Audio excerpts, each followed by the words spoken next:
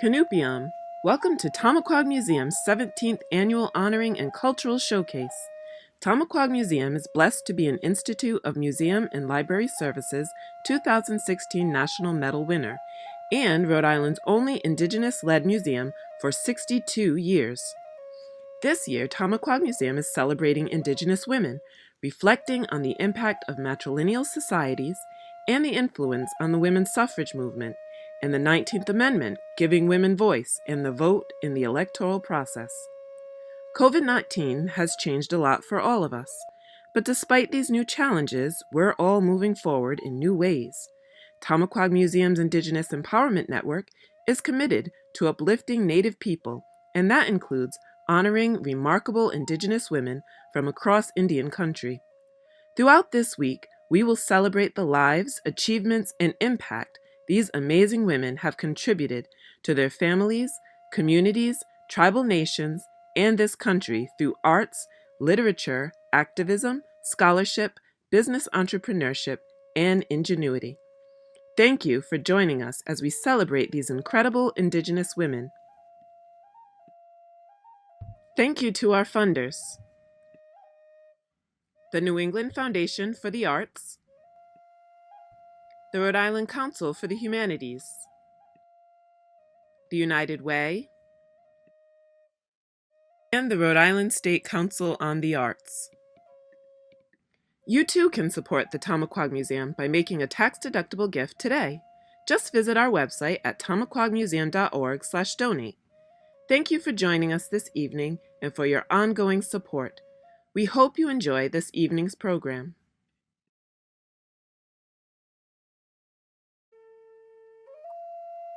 Canupium, welcome to Tomaquag Museum's 17th Annual Honoring and Cultural Showcase.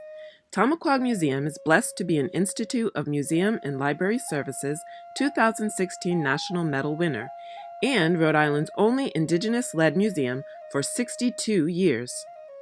This year, Tomaquag Museum is celebrating Indigenous women, reflecting on the impact of matrilineal societies and the influence on the women's suffrage movement, and the 19th Amendment, giving women voice and the vote in the electoral process. COVID-19 has changed a lot for all of us, but despite these new challenges, we're all moving forward in new ways.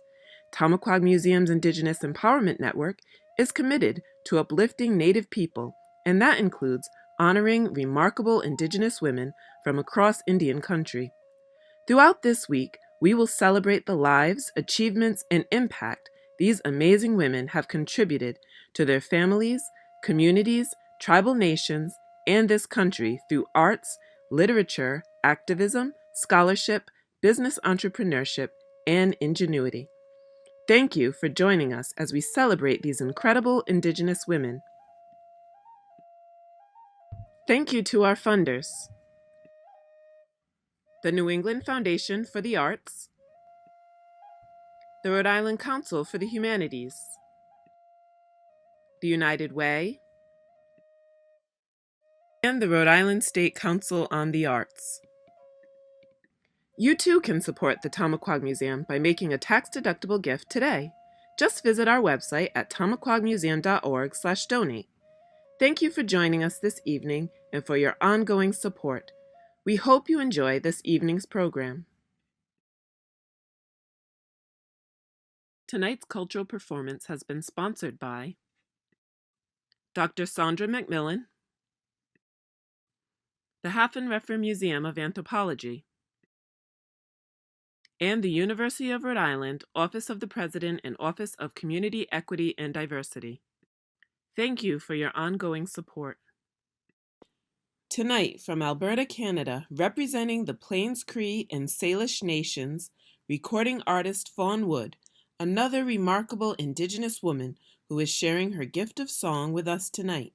Please join us in welcoming Fawn Wood. Danse, Fawn Wood si gasuyan, oni chikskoponik utse, nimiwaitin, ekituteyan uta anuts. Hello everybody, my name is Fawn Wood and I come to you from the Saddle Lake Plains Cree Nation up here in Treaty 6 territory. I'm very happy to be here today and I am very honored and privileged to share some music with you. This first song I'm going to share with you was composed by me and my partner Dallas Weskahan. It's sung in our Plains Cree language, and it's a thank you song, round dance style thank you song.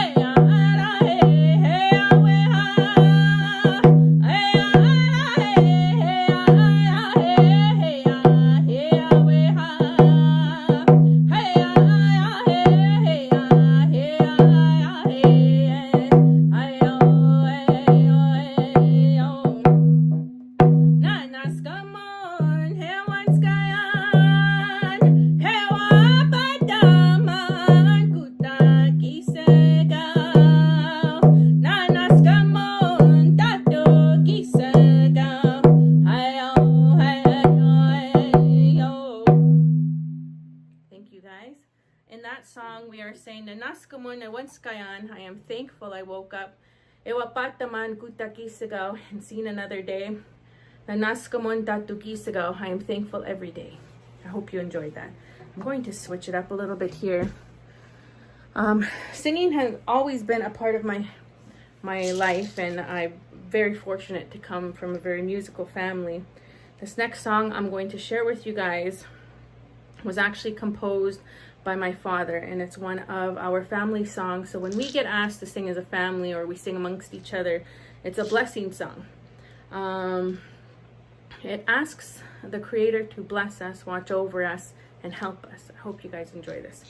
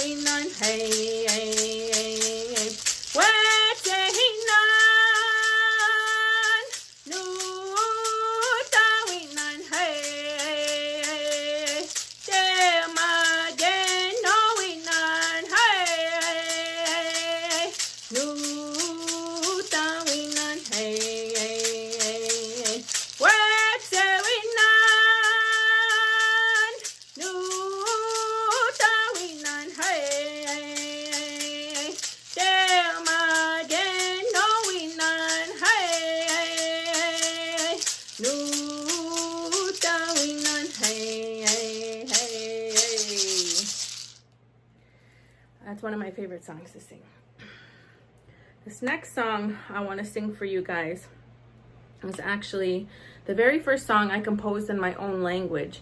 It was through music that I found my passion for learning my language. And I'm very happy when I get asked to travel to different communities. I'm always asked on if I have any words to share with other females, especially in regards to singing and encouragement. And there was no other way that I could explain how I felt or express myself than through song. And in this song, I call it Da Pueoma. It was off my first solo album I entitled Esquewak. Esquewak in my language means all the woman. And this Da Pueoma means it's true. I talk about it's true. It's true. It's good to see all of you singing here, all of you women.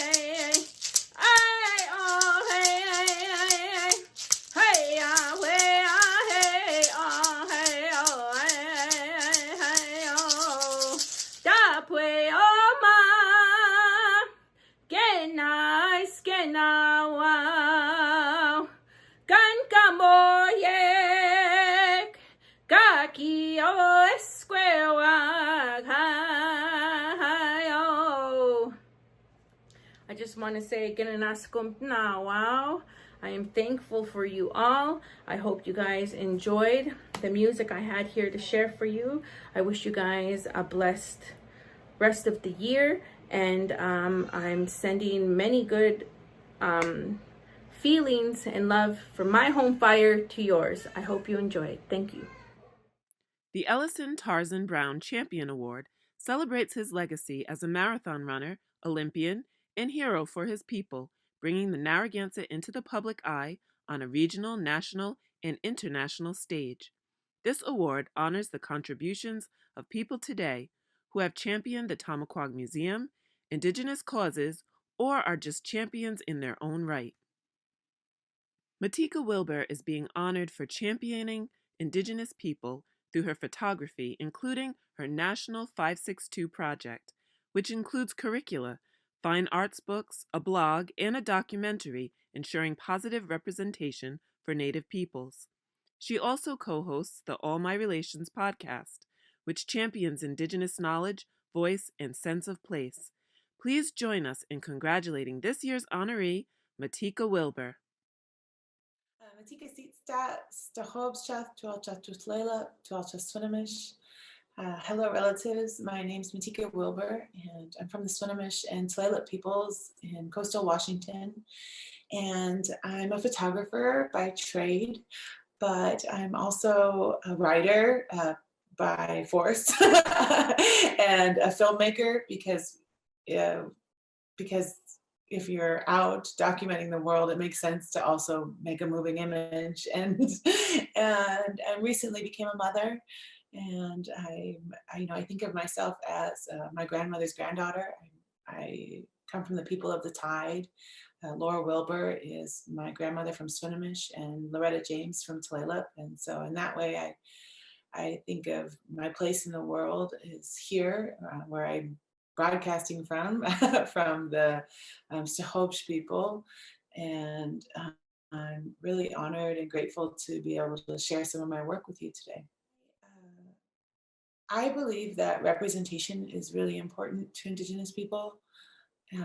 I believe that representation matters, that it affects every aspect of our lives, from our social economic status to the way that we interact with the world around us. And I think that our lives are so deeply impacted by race relations, especially, given this current moment we're in with this uprising of BIPOC people. I think that I've been a part of the movement and the effort to try to reclaim our own representation. And so I do that through photography, through the podcast, but when I think of why I do that, it always goes back to who I am, and who I am is a woman that belongs to these people, to these Swinomish and Tulalip peoples. And my job is to be of service to those people. And that was something that was taught to me and to my relatives. And it's something that's discussed often in our communities. We talk about raising our children to feel a sense of purpose and to grow up and give back to community and to take care of their elders and to take care of their children and to think of themselves in the way that we interact with our 7 generations, with those that came before us and those that are coming afterwards. And as a photographer, I see my role as creating space and for the next generations, but also honoring our ancestors and where we came from. And in order to do that, I have to remember where I come from, And so, my grandmother and my mom were both strident and my mom is what I would consider a matriarch, in the way that she conducts herself. She was a woman. We are commercial fishermen here. We have treaty fishing rights in the Pacific Northwest. That was, it was a long and hard battle for our people to maintain the right to go fishing.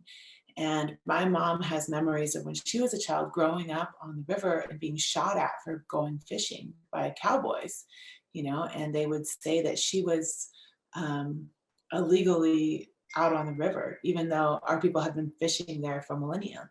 So when I was growing up, we spent all of our time out on the water.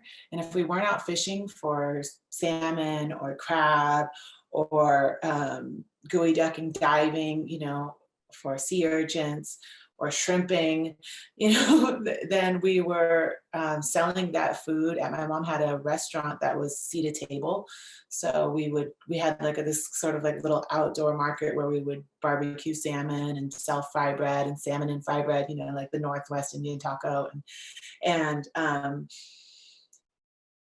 if we weren't doing that, we were in my mom's art gallery called Legends, where she championed Indigenous art in a primarily white town where there was no Indigenous representation.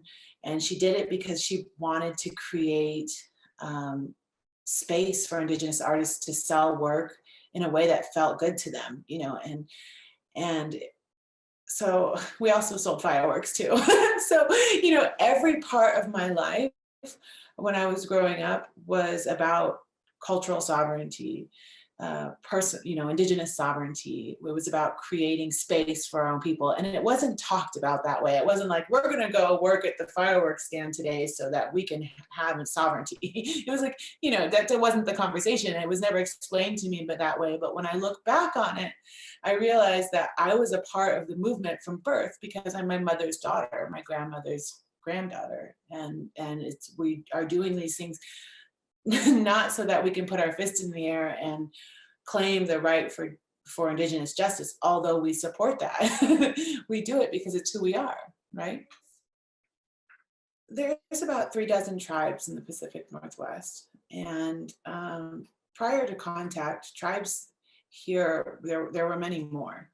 And, during the relocation era and, during the gold rush, and at that time, in American history, there was an effort to claim all of this land for its resources, and primarily logging resources. But Native people, there were so many of us that they had to relocate us. And so even though I say I'm from the Swinomish and Tulalip peoples, it's a complicated statement, because Tulalip is a confederation of 4 tribes. And ancestrally, my family on my paternal grandparents were relocated from the Seattle area, which is Duwamish, here to Tulalip. And then in Swinomish, it's also a confederation of 4 tribes. And so where my family was from ancestrally is what's now known as Whidbey Island, where they wanted to put a Navy base. And so we were relocated from that place. And so when I think about what it means to say I'm Swinomish and Tulalip, I also would like to acknowledge that, it means that we are not just survivors, but that we are moving forward, and that we believe in futures. I imagine like somebody coming to my home right now and telling me that I had to leave, and if I didn't leave, I would die, and that I couldn't take anything with me, and what that would feel like, that would feel like as a mother, or as a family mother, as a family member, and that I would have to hold out and believe in hope that it was going to be okay, that I was going to do everything I could for my children. And I think of myself in that way, like I come from those people that survived the relocation, and that then took this new land in this new place and became prosperous. Our people are doing well. I like to say that, because even though our tribes and our people in Indigenous communities, especially here, are suffering from the regular ills of colonization, diabetes, heart disease, obesity, these things that we hear people talk about often when we talk about Indigenous communities, the flip side of that is that our people are still here, and we've had incredible economic development and pushes to maintain our tribal sovereignty and nationhood. And so we also have built hospitals and museums and school systems, and created opportunity for the next generation. And I come from those people. So I like to acknowledge that, that's not just my family, but my clan, my community, my nation, and so I'll just say that much. Like I came from a family that doesn't believe in like child labor laws. So, like my first job outside of my family was picking strawberries. And I think like 10 years old was my first like not working for the fam job. And I remember I went out there to go pick the berries, and they gave me a bucket, and I was out in the farm, and I just ate all the berries.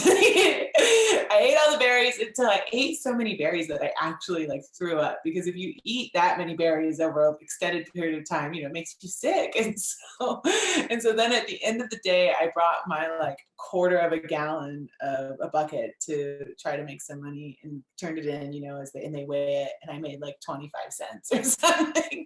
That was my first job. I wouldn't say that led to the work that I do now, but it did open my eyes, in some ways. I continue to have to go, throughout the summer, and it was good for me because it actually really helped establish my connection to the land, and to realize that food comes from a place. And the following year, I grew my first garden.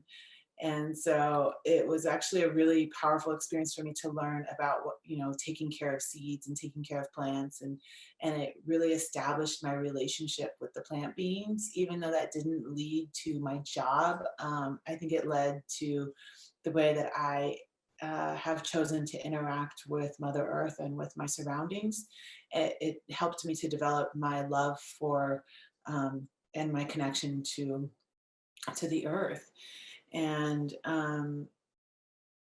you know, after that, like I said before, I worked in all the family businesses, and then like in college, I was a nanny, and I worked at restaurants, and I waited tables, and I worked for different chefs, and I eventually became like a line cook, and then I became a private chef, and then I finally gathered together enough photography skills to do work in my field because I went to school for photography. I went to Brooks Institute of Photography in Santa Barbara and the Rocky Mountain School of Photography. And so then once I finally became, I think, like good enough as a photographer to actually try to commercialize, I started doing nude photography. I did a lot of nude photography in college, what we call boudoir photography for a lot of like aging white women who were like, wanting to get their bodies celebrated, I think, at that stage in their life. It was actually really a lot of fun. I learned a lot about how to interact in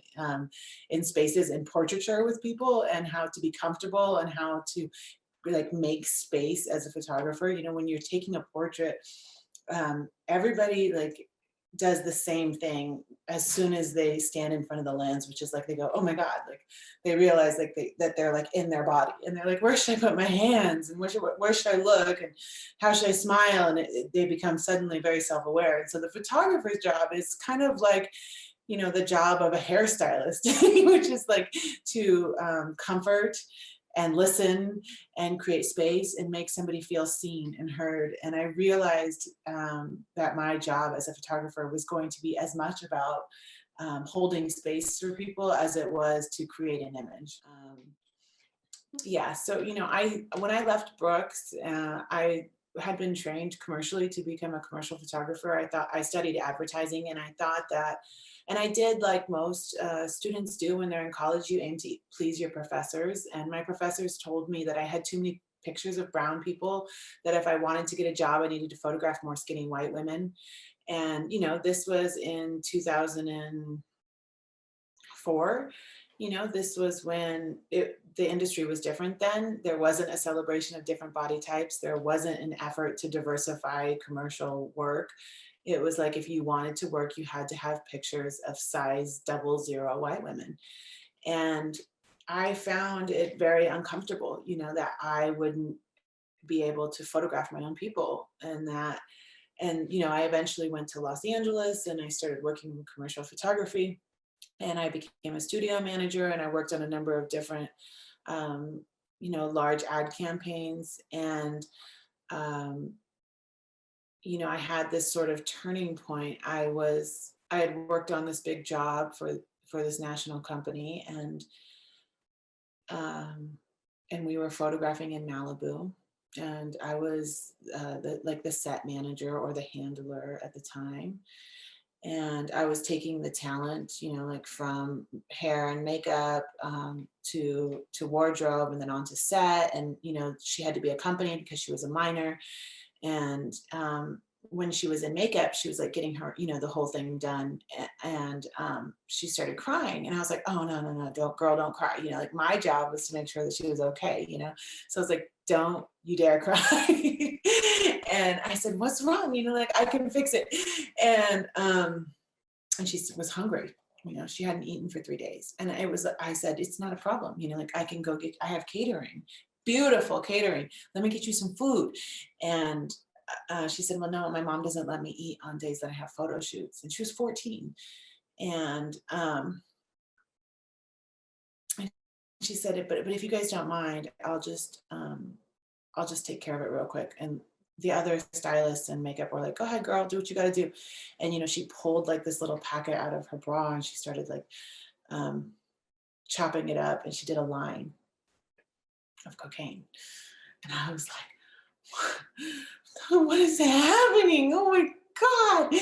And everybody around me proceeded as though it was like business as usual. I'm sure it would be much different now. The industry has changed substantially. Like I said, this was, over a decade ago. And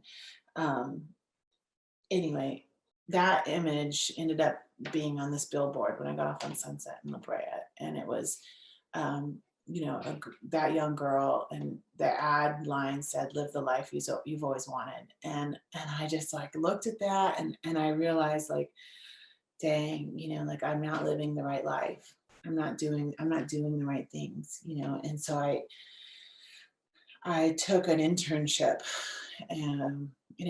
that led to me working in South America, photographing Indigenous people. And I started working in Ecuador and Peru and Bolivia. And it was there, while I was there, working with people who were living off of like $1 a week, and who were farmers, who were really good hearted, amazing, hardworking, resilient people, that I sort of rekindled my relationship with my love for Indigenous people. And it was there that I had a dream with my grandmother Laura, and, and I realized in the dream we were shopping for shoes. It's at Sears, because my because my grandma liked to buy everybody's Christmas present at Sears or JCPenney. And I remember that very specifically. So anyways, I was there shopping with her, and I realized I was dreaming.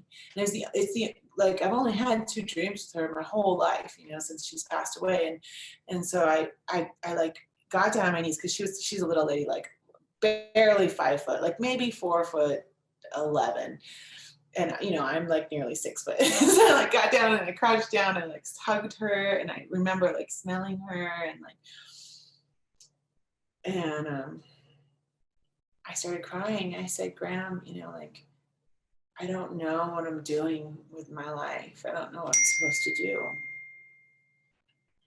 And she said, "Well, what are you doing photographing these people when you haven't even worked with your own people?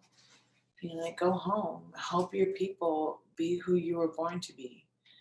And I did. I called my brother, and he helped me get home, and I went back to LA. I packed up all my stuff. I was able to rally up some funds and develop my first project, which was called We Are One People. And I started photographing elders from different tribes in the Pacific Northwest. And that eventually went on to be shown at the Seattle Art Museum, and suddenly I was a fine arts photographer. It led to more fine arts projects. I ended up doing another project called We Emerge. We started a collective of artists, of young up-and-coming Native artists, and we started showing in vacant buildings all around Seattle. And that was like myself and Louis Gong and Tracy Rector. Bunky Echohawk came out. It was a lot of really great young artists were really working together to try to increase visibility and representation in the city. And that's what eventually led to me becoming a school teacher. So I ended up, from that show that I had at the Burke, one of the teachers came and said, "Hey, can you come and teach the kids what you know?" And I was like, "No, I'm not a teacher. I have no skills whatsoever." And they said, "Well, you don't have to actually be good at teaching to teach. Like, we can help you. We'll teach you how to teach." And so I came back and I started teaching in Tulalip. And while I was teaching, that's when they asked me to put together curriculum that I could use to teach young Indigenous scholars, young Indigenous students, about themselves. And I did, as all teachers have to do, you have to edify culturally relevant curriculum. And that's when it became clear to me that the curriculum that was available in the photography sphere, representation of Indigenous people to use as a teaching material, was outdated. It's the dire, invisible, insatiable story of extinction that you see in stuff like Edward S. Curtis and Aaron Huey and Jimmy Nelson's before they pass away. It's what National Geographic has made a living off of. The extinction narrative, the narrative that says Native people are people that are near extinction. And it's not okay. And it's not the narrative you want to teach to your kids when you're a Native teacher. And so that's when we started looking around and saying, well, we need textbooks that represent Native people from all different areas of Turtle Island. And I just couldn't find the material, certainly not in a modern context. And this is pre-Instagram. So, I think that's when I decided that I would need to come up with a curriculum that would be better used in our communities. And And so Project 562 was born. And Project 562 is an effort to photograph over 500 tribes in the United States. It's a labor of love. It's always been that way. And, you know, it's been well supported by Indigenous people. And I've been on the road ever since. You know, I sold everything and I hit the road. And I've been to over a little over 400 tribal communities. And I've been in every state. I've been to Alaska like 7 times, and you know, we're working on putting that into a book now. So Penguin Random House is publishing the book with 10 Speed Press. It's really exciting. That'll come out not this fall but next fall. And we're working on the associated curriculum materials. And it was while I was on my journey that I realized that Indigenous identity is inextricably connected to land. And that's the ways that people would explain their own identity. People would say, I'm from the people that live within the 4 sacred mountains, or I'm from the people of the clear blue salt water, or I'm from the people of the tall pine trees. And I realized that our identity is deeply connected to the land that we come from. So when I started thinking about that, then I also started thinking about what it means to be in good relation. What does it mean to be in good relation with land? What does it mean to take care of land, to take care of water, to be a steward, and asking that question to my participants. And that's when we just started to launch the podcast, All My Relations, because Indigenous communities across Turtle Island have a way of understanding that framework. And really, it's a pedagogy. It's a way of teaching our children and interacting with the world to teach them how to be in good relations. So here in Tulalip, we would say Tibakti Eshed, which is like, I'm always in relationship. It's been popularized, the term All My Relations has been mainly popularized by Lakota people who say Mitakuyasin. But we know that through this project of doing this podcast, that we have encountered people from everywhere that have a way of thinking through what it means to be in good relationship. So that is the very long-winded story of how I got into this work. Sometimes I will see young people becoming a photographer or a filmmaker or a podcaster, or they'll go into the representation spaces and they'll say, I did this because I saw that you did it and I know that it's possible. And I've seen young people use my language, and to me it feels like a great honor, to be a thought leader with young people and to give them space to have these conversations. I desperately needed to understand the colonial project when I was a young person. I didn't realize how deeply impacted I'd been in my own life by the nastiness and the ugliness of the colonial thought project, and that assimilation, how assimilation impacted my people, had led to this deep sense of shame, shame for some of the challenges that my community faces. And I, as a young person, like as a teenager, thought that these issues that our community have are because we're intrinsically less than. And I think had I had the opportunity to bear witness to positive representation at the time that I was being shaped as a young person in education, I think it would have made my path easier. And so that's like the goal of this work, is to make the educational experience easier for young people, to create space for young people to feel like they belong, and that it's okay if they are Native and they live in a city. It's okay if they're Native and they live on the res. It's okay if they're Native and mixed race. We have to create spaces of inclusion and talk out loud in a complicated way about what it means to belong. And so we have to move past our assimilation, our assimilated thinking that is exclusionary. like blood quantum that's meant to fractionize and disenfranchise our people and start gathering up our pieces and trying to bring our people back in and telling them, we want you, you're welcome here, you belong. And that's what the work is meant to do. Yeah, well, I'm honored to receive the reward. I don't really know much about Tarzan, except what you've told me now, that they were a marathon runner, and I've ran marathons. I've ran 6 marathons, and that is not an easy feat. I think of like what it would mean to actually win a marathon and the discipline that would be required, in one's body.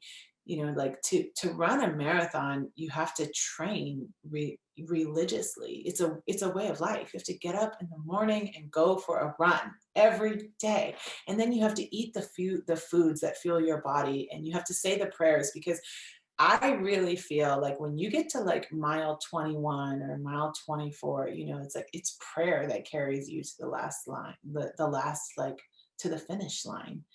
And so I can imagine the kind of work ethic um, and what would be required to actually win a marathon. And I'm and I feel a deep amount of respect. And so, I don't do the work that I do for recognition. I do it because I love our people. I do it because our people deserve to see themselves in a good way. And so I'm flattered, but I also know that there's many people that make this work possible, and that this work belongs to the people that are in the photographs and the people that it will serve. And so I accept this, in because of them, and hope that I can carry their message and the stories that were entrusted to me in a good way.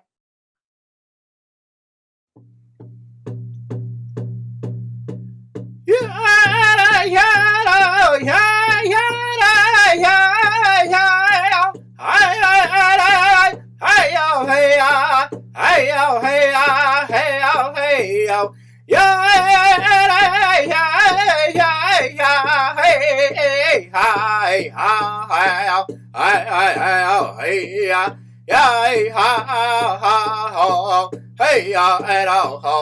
hey ya at all ho, hey ya, at all. Hey yo, hey ya, hey yo, hey yo, ya, hey ya, hey ya, hey ya,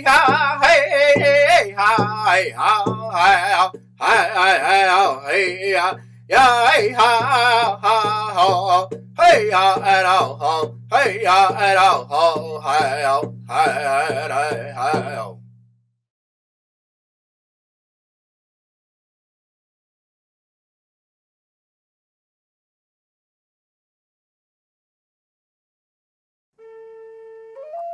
Tabatnianawayan, thank you so much for joining us for this virtual honoring celebration and for your ongoing support of the Tomaquag Museum. Congratulations to all of our awardees. Thank you for the incredible work that you do uplifting Indigenous voices. And thank you to our amazing performers for sharing your gifts with us throughout this week. It has been an honor to spotlight such incredible Indigenous women. Do you know someone who deserves to be recognized? Each award has a special significance, and you can help recommend a future honoree. Just visit our website at tomaquagmuseum.org/nominate and let us know who you think deserves to be recognized. Thank you again to our funders and sponsors that made tonight possible. Don't forget to visit our website to view the program of this week's honoring events, check out our virtual silent auction, and please consider making a tax-deductible donation to support the Tomaquag Museum. Pishkanashni Tampawag!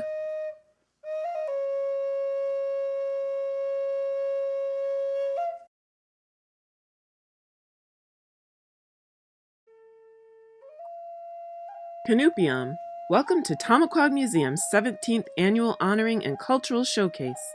Tomaquag Museum is blessed to be an Institute of Museum and Library Services 2016 National Medal winner and Rhode Island's only Indigenous-led museum for 62 years. This year, Tomaquag Museum is celebrating Indigenous women, reflecting on the impact of matrilineal societies and the influence on the women's suffrage movement, and the 19th Amendment, giving women voice and the vote in the electoral process. COVID-19 has changed a lot for all of us, but despite these new challenges, we're all moving forward in new ways. Tomaquag Museum's Indigenous Empowerment Network is committed to uplifting Native people, and that includes honoring remarkable Indigenous women from across Indian country. Throughout this week, we will celebrate the lives, achievements, and impact these amazing women have contributed to their families, communities, tribal nations, and this country through arts, literature, activism, scholarship, business entrepreneurship, and ingenuity. Thank you for joining us as we celebrate these incredible Indigenous women. Thank you to our funders: the New England Foundation for the Arts, the Rhode Island Council for the Humanities, the United Way, and the Rhode Island State Council on the Arts. You too can support the Tomaquag Museum by making a tax-deductible gift today. Just visit our website at tomaquagmuseum.org/donate. Thank you for joining us this evening and for your ongoing support. We hope you enjoy this evening's program. Tonight's cultural performance has been sponsored by the Hafen-Redfer Museum of Anthropology, the University of Rhode Island, Office of the President and Office of Community Equity and Diversity, and a special gift from Dr. Sandra McMillan. Thank you for your ongoing support. For this evening's cultural performance, we welcome Smoke Dance champion Valerie Parker of the Seneca Nation. We hope you will enjoy this traditional dance demonstration by one of the best smoke dancers in the country. Valerie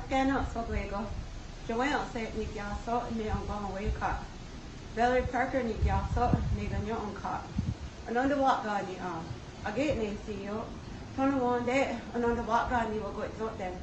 Tono wande kanonge ko. Gani wasa ni wago siyago. Hello everyone, I'm thankful you are well. My name is Valerie Parker. I'm of the Seneca people and of the Snipe clan. I reside on the Tonawanda Indian Reservation and I am 40 years old.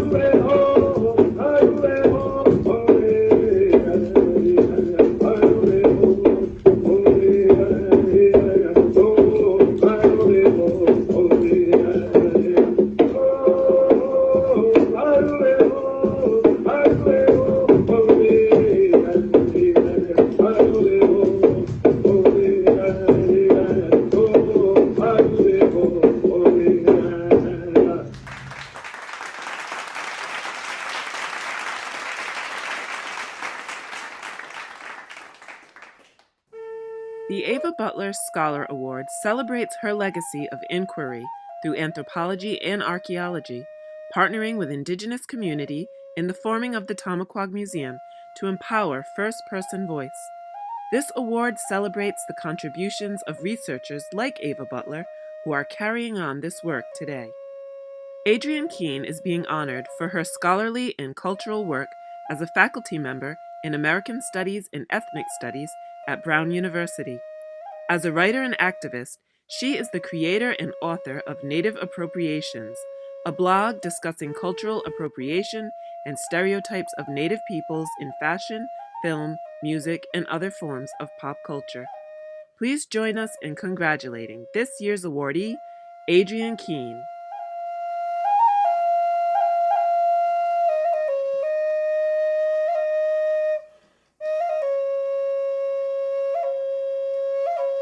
Adrienne Keene Dakodoa, Chichalagihi Ayelin, Chianichisquam, Nagu Jigi, Providence, Rhode Island, Ginela, Dalonige de la Jutla Digega. Hi everyone, I'm Adrienne Keene. I'm a citizen of the Cherokee Nation. I'm originally from Southern California and now live here in Providence, Rhode Island. And I'm a faculty member at Brown in, as you heard, in American Studies and Ethnic Studies, and really, really honored to be a part of everything this year. Thank you. Can you share a childhood memory that impacted your life's path? Sure. When I was thinking about this question, the one thing that came to mind is probably not the most obvious childhood memory, but I have this very distinct memory of when I was around maybe 7 or 8, going back to Oklahoma to be with my native side of my family. And as a Californian, I was always very fascinated by the fact that we would go to the lake rather than to the ocean, which is how I grew up. And so we went to the lake one day, and my older cousin drove us in the boat over what had been my family's allotment land. And we all jumped out of the boat, and he said that we were going to go swimming over Granny's cornfields. And so I remember paddling around and actually being very afraid and thinking that under the water were these ghostly kind of corn stalks that were going to touch my feet, and that I needed to paddle really fast so I wouldn't disrupt this underwater corn that I had constructed in my head. But to me, I actually think that as an adult, when I think back on that memory, is really important because it both sort of explains a lot of the stories of disconnection that I had throughout my life, and the ways that federal policies and things have meant that I grew up more disconnected from my community, but also this idea of that there is still things and culture and stories underneath the surface, and that it's just a matter of sort of diving down deep and doing that work to bring things forward and bring things up. And we have a lot of creations. Our creation stories are similar to a lot of folks in this region of the world, all with water and diving down and bringing up the earth. And so when I think back of that memory, it really was kind of a start of my asking questions about why was it that our family's land was flooded? Why was it that the corn was under the water? These stories, and also that recognition that they weren't gone forever. They were just sort of beneath the surface waiting for me to excavate and bring them up. That's a great story. I love it. Kind of building on that, tell us a little bit more about your family, your community, and how they encourage or inspire your work. Yeah, so as I mentioned, I grew up in California, and my grandma, who is Cherokee, is the first one of her 8 siblings to move away from Oklahoma. So she moved to California when she was 18, met and married my Armenian grandpa, and then that is how my family ended up on the West Coast. But my ties are really to Cherokee Nation in Oklahoma, and have a lot of family still there. And when I think about my family and my community, I also think a lot about the students and the families that I work with through my higher education work. So all of my inspiration or encouragement for the work comes from the students and families and communities that I work with. And knowing that being able to do this research and to help more Native students into college, or seeing the impact of the representations work in the kind of world at large, that is really what encourages me.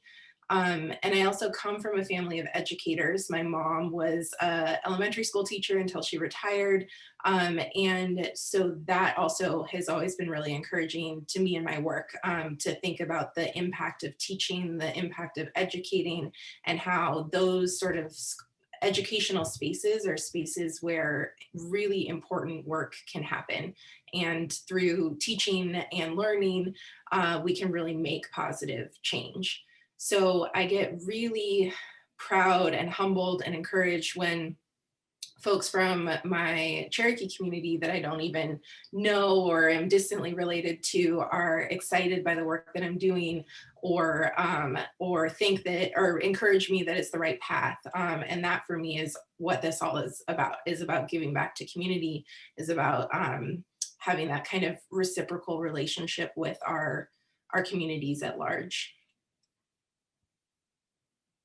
What was your first job and how did it lead you to your career path today? My first job was working at Baskin Robbins as a 15-year-old. I mean, I guess before that I probably was babysitting and things like that, but my first like real job was scooping ice cream at Baskin Robbins. And that was a very formative experience, taught me a lot. I would come home just like covered in sticky ice cream. That's like my most distinct memory of working there.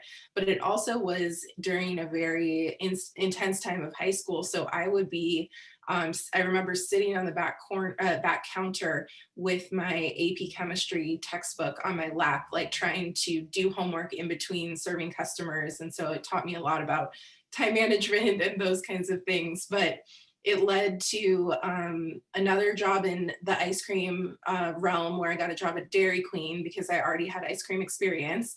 But then after that, when I went to college, I was really thinking that I was going to go on, and I wanted to be a museum curator. I wanted to work in museums. I thought that that was kind of where my life calling was. But I got a job in admissions at Stanford, where I went to undergrad, and I was the native recruiter for my first job after graduation. So I was out on like rural res roads, like talking at high school gyms and meeting families and talking to them about going to college and about Stanford.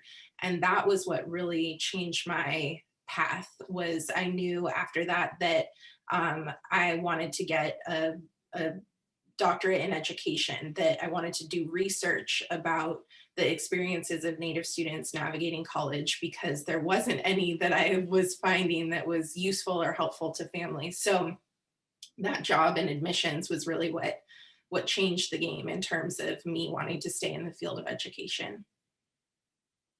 That's quite an amazing thing to have had the opportunity to travel around and encourage Native youth to go to college. And you certainly told us about your pivotal moment. And I'm just wondering how you ended up from the West Coast to the East Coast. So that we have a few friends related to Brown to thank. My friend Keith Catone, who is a Brown alum and worked at the Annenberg Center at Brown, posted on my Facebook wall the year I was graduating from my doctoral program, kind of as a joke. He put this job description and said, if we can entice you back to the East Coast, because I had gone to grad school out here, but I had moved to Arizona because I needed warmth and sunshine as a Californian. And he said, if we can entice you back to the East Coast, they're looking for a postdoc in Native Studies at Brown. And I did not have a job at that point and was still trying to figure out if I wanted to do the academic path, if I wanted to be a professor, or if I wanted to do something else, still kind of research oriented, but not in like a university setting. So I applied thinking that it would be a good sort of way to test the waters to see if I wanted to be a professor, if that was something I was interested in. And then the person on the other side receiving the application was Dr. Elizabeth Hoover, who just recently left us for the West Coast, but is the main reason why Native Studies at Brown exists is like such an incredible force for the community around here. And so she accepted me to the postdoc, and I moved out here, and that was 7 years ago, I think. So after that postdoc, I got hired as a faculty member in Liz's department in American Studies, and have been here ever since. And I really do like Rhode Island. I was thinking that it would be hard because I did not love living in Boston when I lived there, but I have really, really loved living here. So I just think it's such a great community. It's really, people seem to care about each other here. I have really liked getting to know the local Native communities too. So though I am forever a Californian at heart, I think I am happy to be in Rhode Island. We're happy to have you as well. Can you tell us something that you're most proud of and why? I think it's hard. I always get like, I feel weird often talking about things that I'm proud of because I try to be, you know, humble and not like, it just feels strange sometimes, but I think I'm really proud of the work that I've done over the last 10 years with Native appropriations with my blog, and kind of seeing the way that my own knowledge has grown over the past 10 years and the way I've been able to share it and the impact that it's really had in national conversations around Native representations. And to see young Native students who are growing up now in a world where they have the language to talk about cultural appropriation, to talk about misrepresentations. They can point to all of these moments in time where big changes occurred. And I feel proud of the small role I played in that journey. And thinking of the big, amazing changes we've had even just this year with the Washington football team, like Land O'Lakes Butter removing their logo, like Spirit Halloween store not selling Native costumes online anymore. And to think back 10 years ago, those would have been like unfathomable. So I am proud of that. But I'm also just proud of the hundreds of Native students that I've worked with through College Horizons and other organizations, and seeing them go off and get their college degrees and then go back to their communities and do these amazing things, or become scholars in their own right. That gives me, I'm not a mom, but that's like I'm so proud of those young people, and I'm proud of the role that I have played in helping them along those journeys. Can you tell us about any of your other major projects that you've been working on?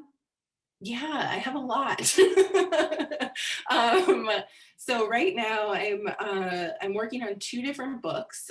So I'm working on a book that is a series of illustrated profiles of Native people from history and today.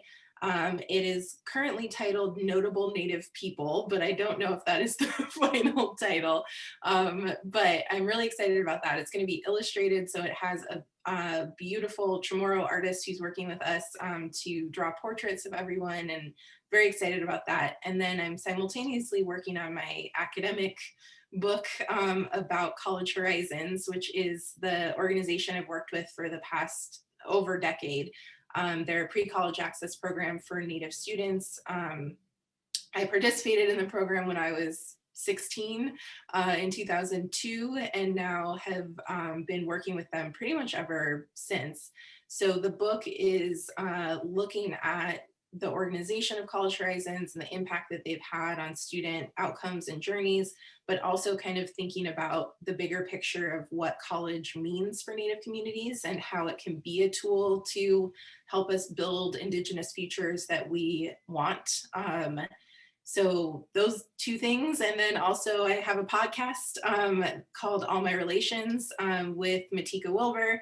And that has been a total amazing, lots of work, but also amazing endeavor to get to have these beautiful in-depth conversations about things that we really care about as Native people, as Native women specifically. So to be able to talk about blood quantum, to talk about Native DNA, to talk about cultural appropriation, all of these things that we are really, food sovereignty, things we're really excited about and think are important, and expose like a huge audience to those ideas.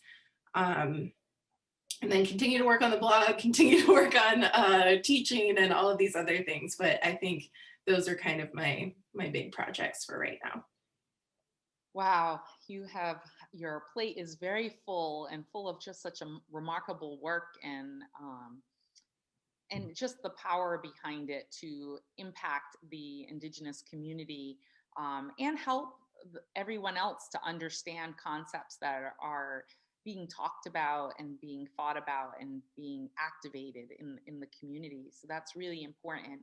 I think that when we think about embodying the Eva Butler Scholar Award, you truly do that, because we're celebrating her legacy as an anthropologist, an archaeologist, a researcher, a museum professional, and you're doing all of those things as well, impacting our stories in podcasts and blogs, in books, in your scholarship, your work with students. It's just phenomenal. I would like to ask you to tell us how you feel receiving this award in Eva Butler's name. I am just so incredibly blown away and honored. I think it's, and especially to think about just my path and journey of through scholarship and through research and through academia, and also still like working in museums and working on exhibits and curating and things on the side. It makes me feel really validated and again honored, that knowing that there have been others who have laid this path for me, and that there are footsteps that I am able to follow that have made my path easier, and that have made it so I can continue to make the path even more cleared for those who come behind me. And I'm just so grateful to everyone at the Tomaquag and to everyone in the local community who has been so welcoming and supportive of me and my work since I arrived here. And that has really meant the world, that I, as a Native person not from these lands, can feel like I have support and connection with the local community. So to me, this award really brings together so many pieces. And I, again, am just so blown away and so grateful, and hope I can live up to the legacy. Well, we certainly look forward to both books coming out. And if you have not seen the Native Appropriations blog and read it, you should definitely look it up. And if you have not listened to the All My Relations podcast, you should join us all, because it's phenomenal. I've been enjoying it for quite some time already, right from the beginning. It's fantastic. So I just want to thank everyone for joining us, and thank you, Adrienne, for joining us today to celebrate your life, your work, your community, and your impacts. And it is such a blessing for us here at Tomaquag Museum to honor amazing women like yourself. And in this year of the 100 years since the 19th Amendment, and thinking about how Indigenous women influence that suffrage movement, and how women today are influencing the social, political, cultural atmosphere in this country today. And so I'm so happy to present to you the Eva Butler Scholar Award. Katabatosh. Thank you, Ado.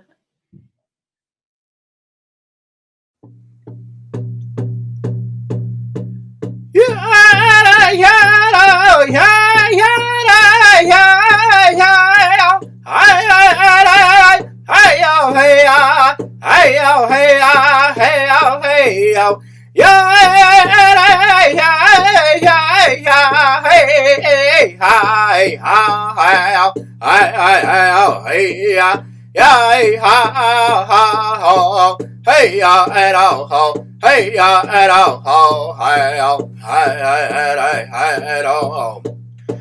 Hey yo, hey yo, hey yo, hey yo, yeah, hey yo, hey yo, hey yo, hey yo,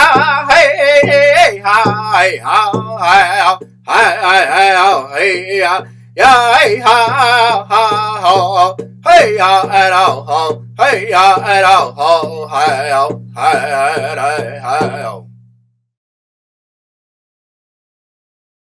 Thank you for joining us this evening. We hope you will return tomorrow night as we celebrate our next awardee. And you can help recommend a future honoree.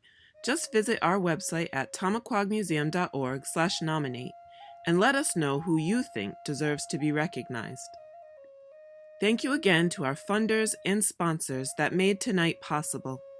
Don't forget to visit our website to view the program of this week's honoring events, check out our virtual silent auction, and please consider making a tax-deductible donation to support the Tomaquag Museum. Pishkanashni Tampawag!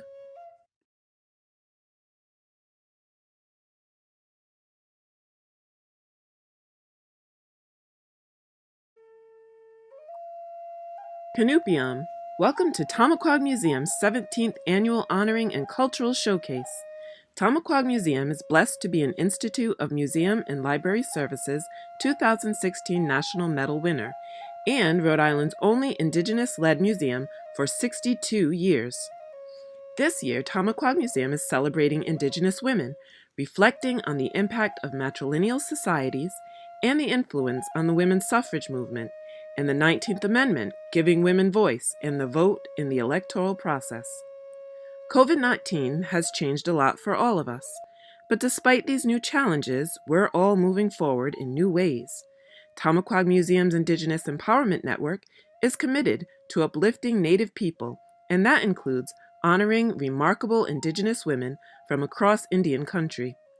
Throughout this week, we will celebrate the lives, achievements, and impact these amazing women have contributed to their families, communities, tribal nations, and this country through arts, literature, activism, scholarship, business entrepreneurship, and ingenuity. Thank you for joining us as we celebrate these incredible Indigenous women. Thank you to our funders: the New England Foundation for the Arts, the Rhode Island Council for the Humanities, the United Way, and the Rhode Island State Council on the Arts. You too can support the Tomaquag Museum by making a tax-deductible gift today. Just visit our website at tomaquagmuseum.org/donate. Thank you for joining us this evening and for your ongoing support. We hope you enjoy this evening's program. Tonight's cultural performance has been sponsored by the Hathenreffer Museum of Anthropology, the University of Rhode Island, Office of the President and Office of Community Equity and Diversity, and a special gift from Dr. Sandra McMillan. Thank you for your ongoing support. Tonight's performance is an original story written and illustrated by Tomaquag Museum's Assistant Director, Silvermoon LaRose. She dedicates this story to all of our loved ones that have been lost throughout 2020. We hope you will enjoy this storytelling performance, Creator's Tears by Silvermoon LaRose. When the first woman fell from the sky world, the Creator wept. Great, salty tears he wept. He knew that life on Turtle Island would be more difficult. He wept for his daughter, whom he loved. When she labored in pain to give birth to her children, he wept for her agony.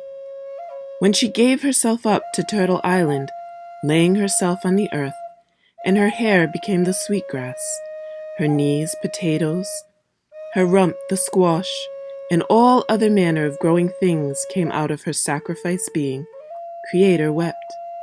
Great salty tears he wept, for his daughter that gave of herself for her children. When her children fought, he wept for their anger, and sent the gift of the strawberry to bring them together and remind them of their love for one another. Life can be difficult.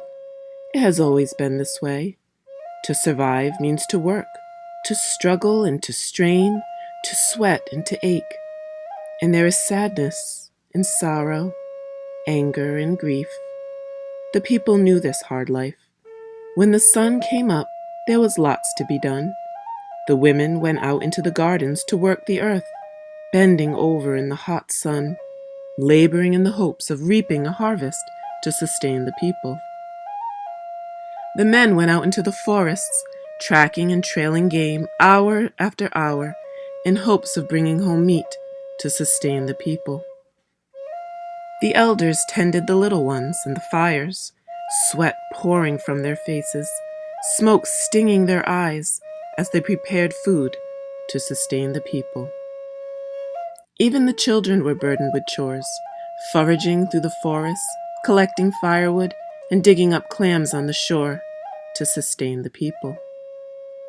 And there was sickness, fevers, wounds that would not heal, and there was death, loss, and grief. This was life, and the people held back their tears. They held back their tears to survive, and Creator watched them from the sky world. He saw their chests grow heavy with the load of their unshed tears, and he wept for them, great salty tears that filled the oceans. From the fields the women smelled the salt in the air, and they followed the scent down to the edge of the ocean waters. The waves licked their toes, and the coolness beckoned them closer. They waded into the waters, and it cleansed the dirt from their hands. It washed over their aches and soothed their spirits, and they called out to their children to join them. The children answered their mother's calls, as all good children do, and they saw their mothers splashing in the ocean waves and ran to join them. Their laughter rose into the air and beckoned the old ones from their weetus, babies in their arms. The sounds of joy tickled their ears and drew them to the ocean side, where they found the women and the children dancing in the waters. And as they entered the waters, the sweat washed from their brows, the smoke from their eyes. They held the babies to their breasts and washed them clean, rewarded by their happy smiles and coos of the infants. Then the men returned to the village to find it empty, and heard the sounds of laughter coming from the coast. It called to them, and they dropped their loads and followed the echoes of happiness to the shore. There the men stood in wonder at the scene before them. Their wives, their daughters, their mothers and fathers, their children, washed clean, filled with laughter and joy. They ran in to meet them, the ocean washing over them. They held their wives close to their chests. Their children clambered up their backs and wrapped their little arms around their necks. Their laughter joined the old ones, who looked on in amusement at their children at play. And then they cried, tears of joy, and they became overwhelmed with the release. Their tears turned to sobs, deep and guttural, as all the pain and grief held so long was emptied. The release was almost painful, for they had held it so long. They held close to one another as they cried, the salt of their tears joining the salt of the ocean waters, the tears the Creator had cried for them. They cried until their eyes ran dry, and marveled at the lightness in their chests, so light their hearts seemed to grow in size and strength, making more room for all the love they felt, love for one another, love for the land and waters all around them, love for all the gifts of animal and plant, food and shelter and sustenance, love for the Creator who blessed them with all these gifts, and even love for themselves, for they saw the beauty in their own lives, the gift Creator had breathed into each of them. The wash became a tradition for the people. Every year they would return to the ocean waters and bathe themselves, washing themselves clean in the Creator's tears. They would remember the hardship of the year that had passed. They would remember the loved ones they had lost. They would let their tears flow and release all the hurt and make room for love and joy and happiness. Then they would leave their tears with the creators in the salty waters and return to their homes, refreshed, rejuvenated, and renewed. The Princess Redwing Arts and Culture Award celebrates her legacy as a Narragansett Wampanoag artist, storyteller, activist, writer, knowledge keeper, and original voice of Tomaquag Museum, and the contributions of today's culture bearers.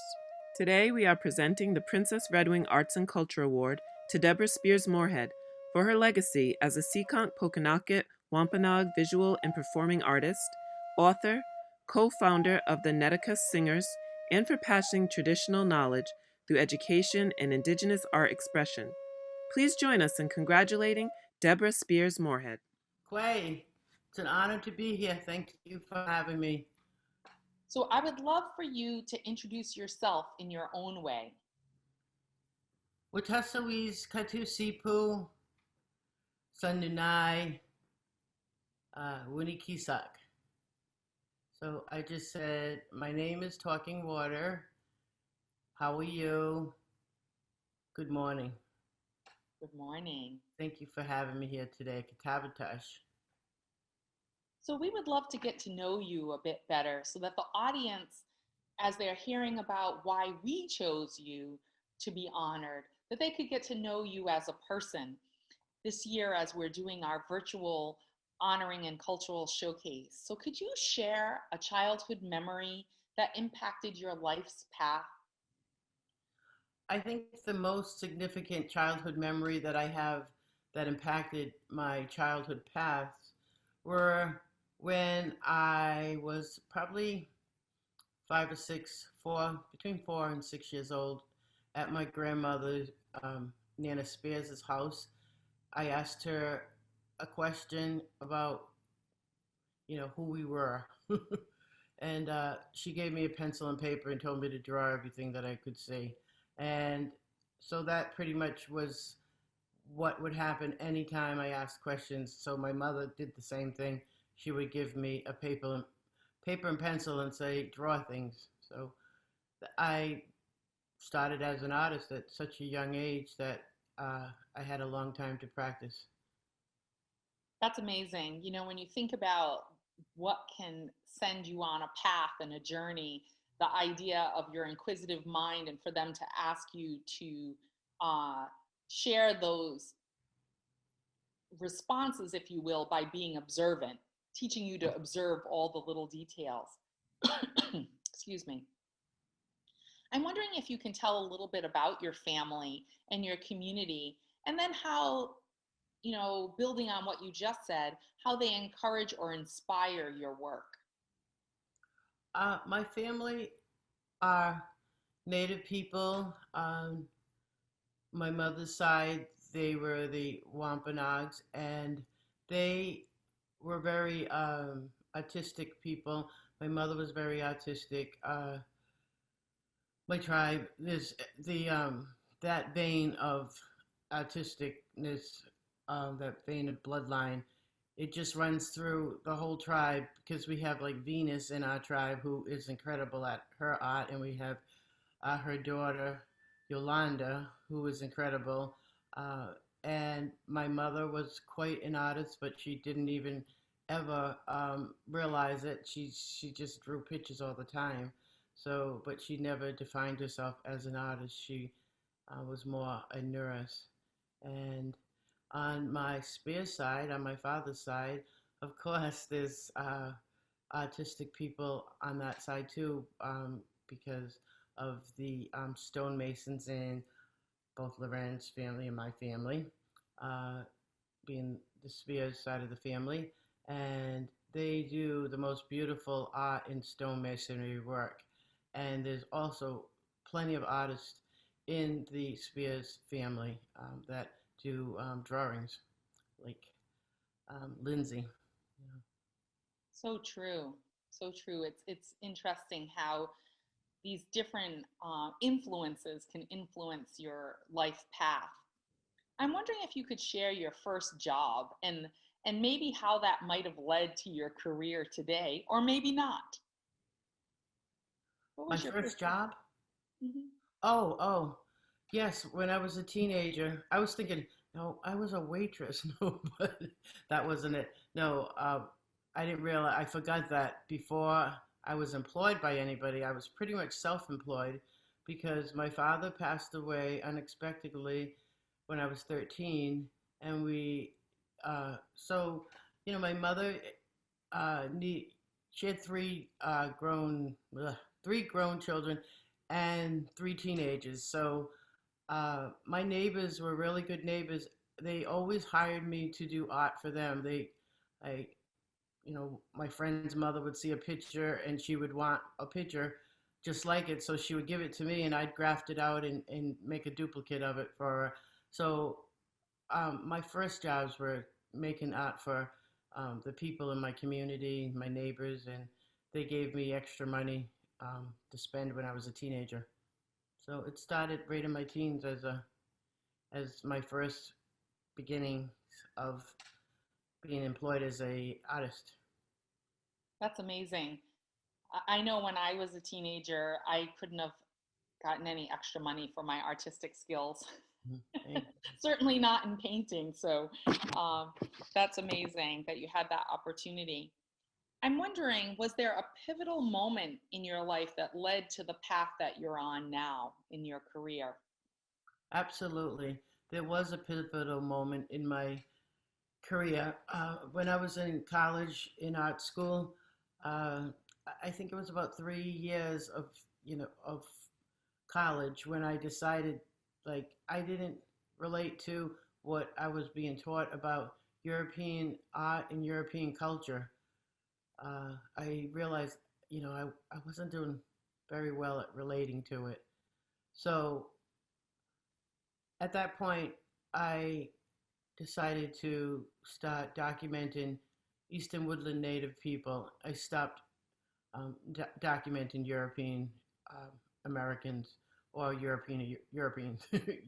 I stopped studying European culture and I kind of delved farther into Eastern Woodland.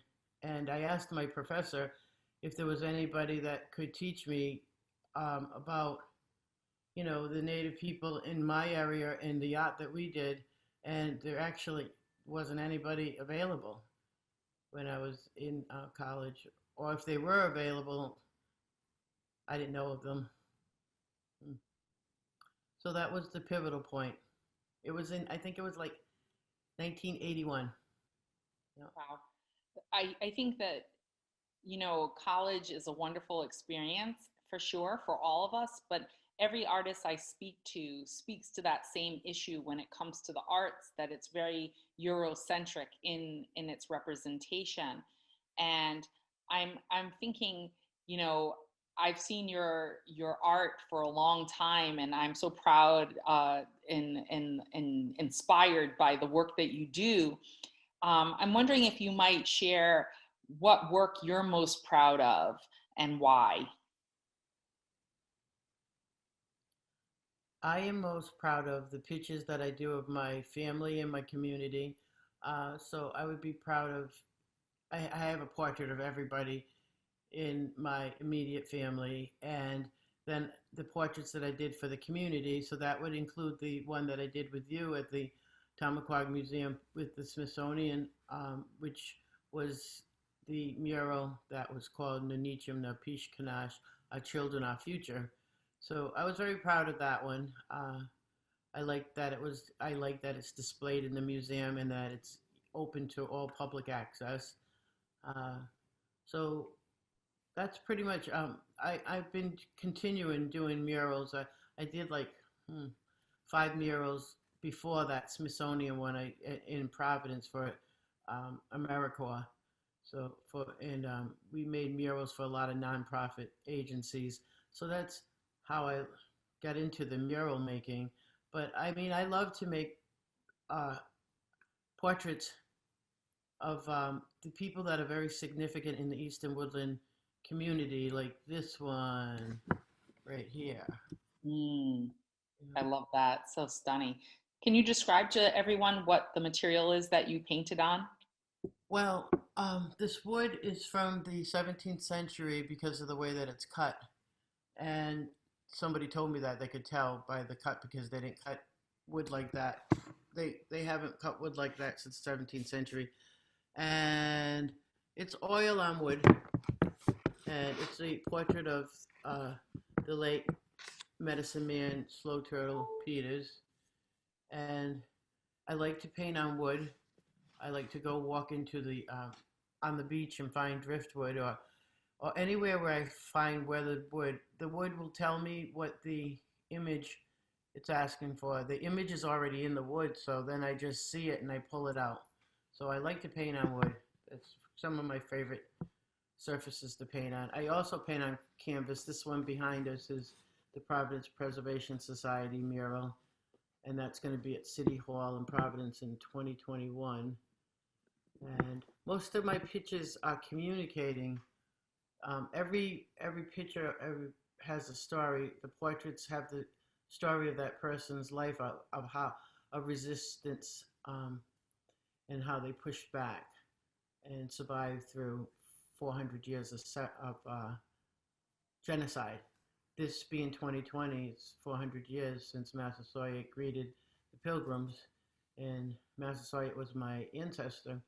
So every single mural has a concept, it has a learning curve, it has a lesson, because I'm painting to communicate something. Sometimes you just can't communicate with words. I've not been the best person to communicate with words, so visually I can communicate and have my paintings indicate what the message is I'm trying to put out there. And for the Providence Preservation Society one, that one's about how we need to clean the water up in Rhode Island. So, and how certain usages can destroy an ecosystem. So. Your murals have been very impactful around the region, telling different stories. And I recall there's one over in the Olympian area. Isn't there one that says for like multiple years, or is that related to the one that's behind you? That's the one you're looking at. That was showed in a gallery in Olneyville, and it had it has 4 panels which represent 1600, 1700, 1800, and contemporary. So that's the one that shows the usage of the water.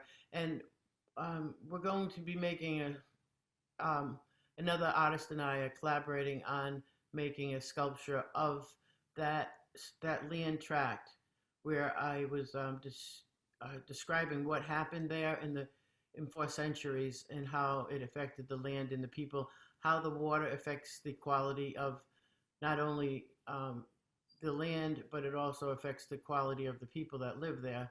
So we're putting up a sculpture that's going to be in that same spot or in that same area. So I just get the news that they want us to do it. So it's a happy day for me.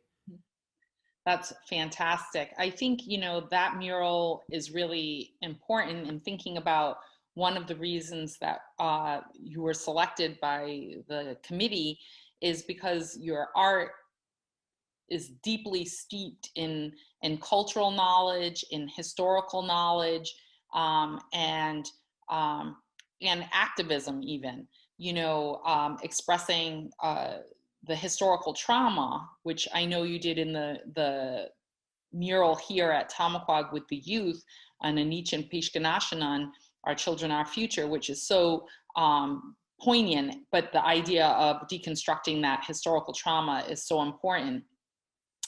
But with that in mind, I wanted to let the audience know that you're also an author, and I thought maybe you'd take a moment and share a little bit about the book that you wrote, because I think it follows in the footsteps of Princess Redwing as an artist, as a culture bearer, as an author, and it just ties in so nicely. Yeah, I have the book over there. I have to walk over and get it, but I'll talk about it first. I wrote the book called Finding Balance, the genealogy, oral history, in written history of the Seacock Pokanoket Wampanoag tribal nation. We are the family of King Philip who escaped the swamp in Mount Hope. And my mother's family ended up at Anawan's Rock, and then they ended up living 10 miles away from there. But growing up, that story through colonization techniques was so obscured that my mother had many, many pieces to the story, but there were many that were left out.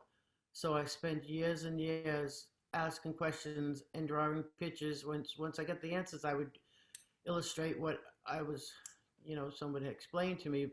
But at one point, I asked, my uncle died, and I asked the church that he gave my grandparents' estate to, I asked them if they would let me have pictures if they found any. So a year after I had asked them, they said that they had a wooden chest, and it was full of pictures and genealogy, and I said, of course, I like that. I would like that. So they gave it to me, and it ended up being my grandfather's wooden chest. My grandfather was a carpenter, and he was building the church for all the native people because the missionaries were coming in and saying that they were heathens and savages and they were not Christianized. So they were, acting like my mother's people were the lesser of, hegemonic society and Christian people and all that.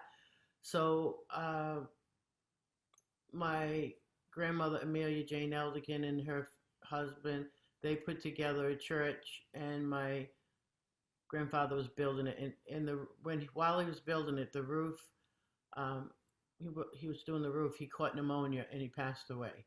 So my mother was only 5 when that happened, so that made her life so much more difficult from 5 years on.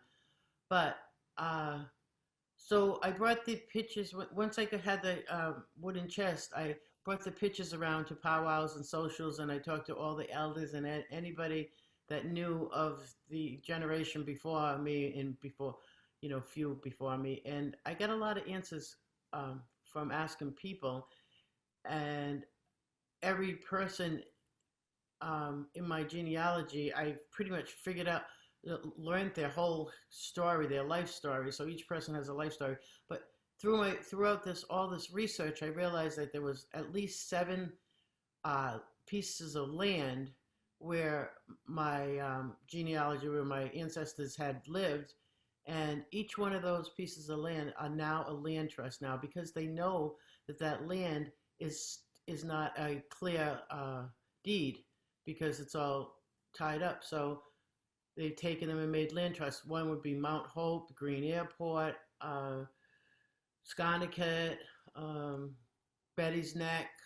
Anyways, my book explains that, and it explains how the people grow out of it. But going back to the chest, one time I asked not a genealogist, an anthropologist, to look at it, and she told me, it was Julie Jennings, she said, Debbie, where your genealogy ends from your grandfather's chest is where Zariah Gould Mitchell's starts. So right there, here's mine and here's hers, and they just went right back to.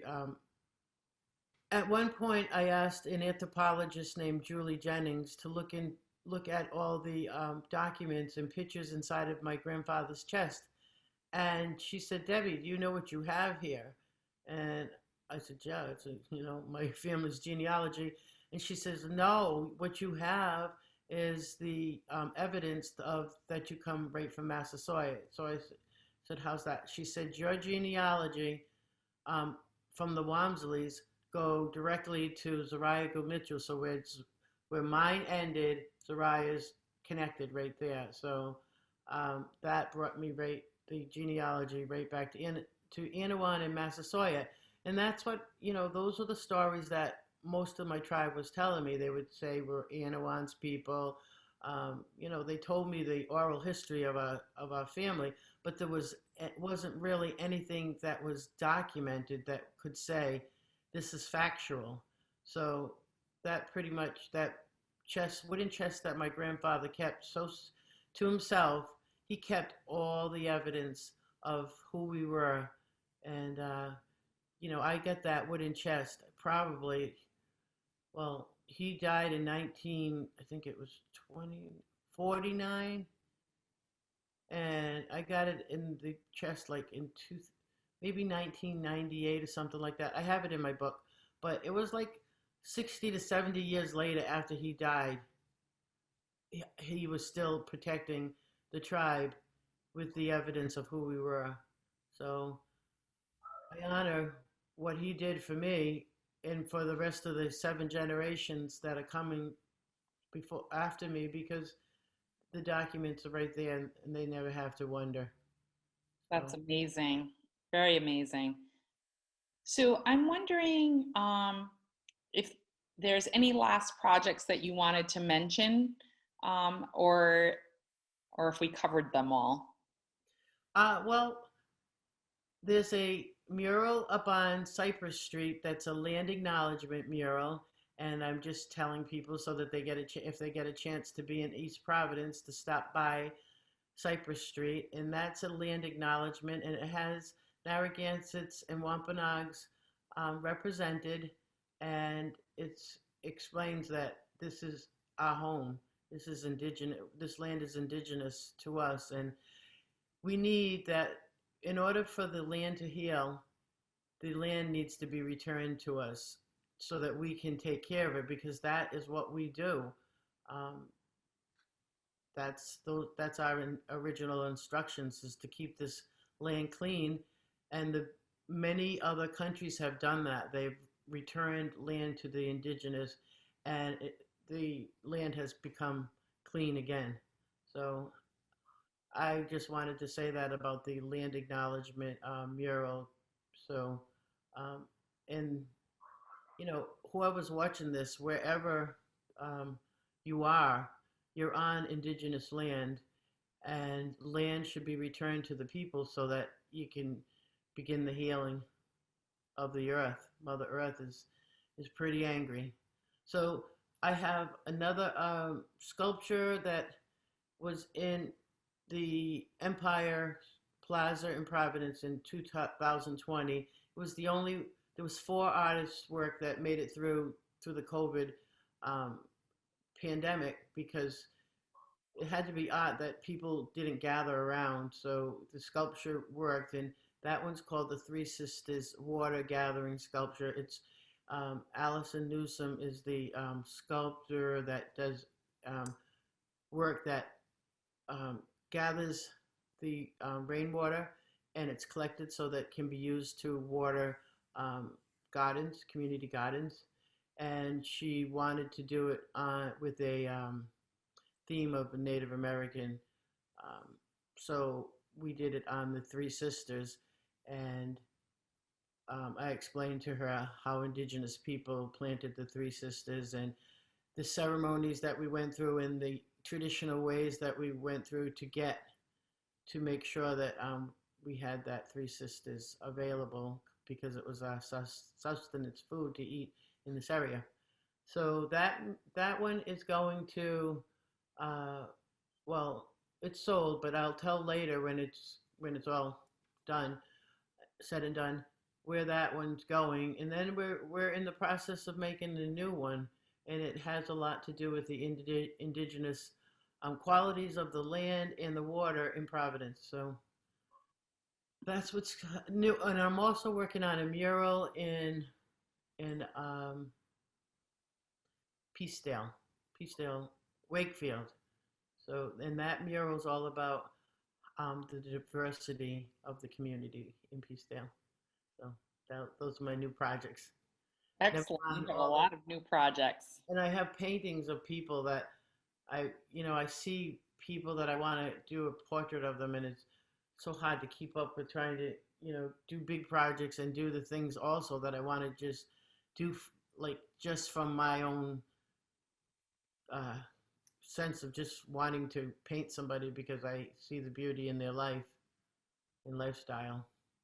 So my first reaction was I felt humbled, and and I was very grateful that I was acknowledged and for my work that I've done.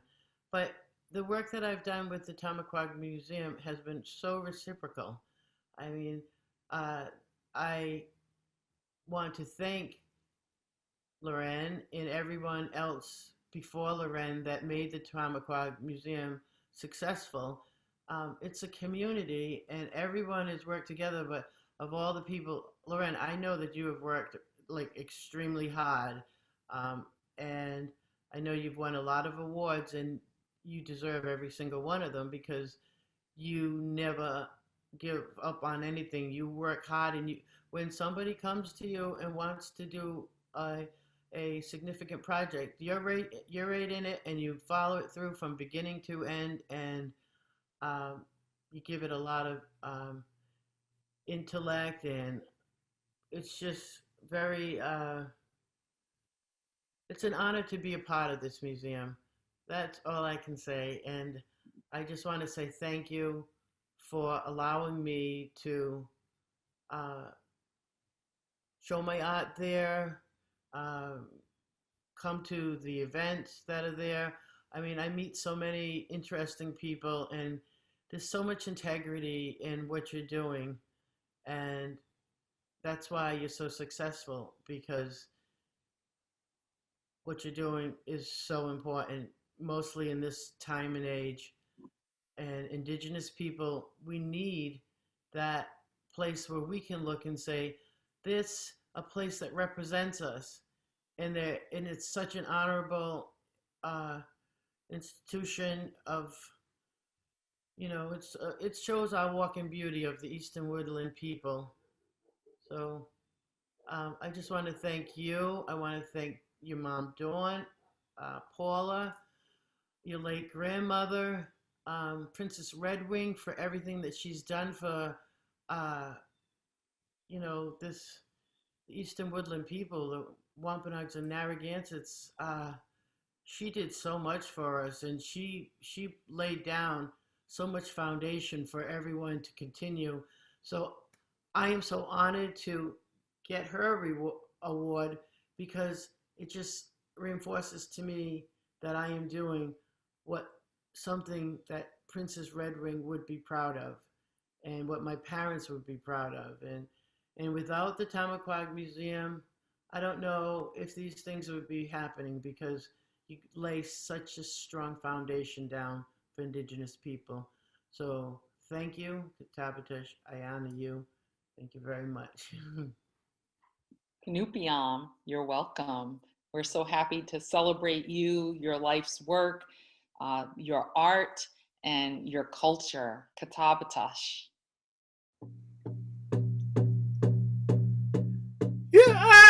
Hey ya and oh, hey ya and oh, hey oh, hey oh, hey yo, hey ya, hey yo, hey yo, ya, hey ya, hey ya, hey ya, hey ya, ya,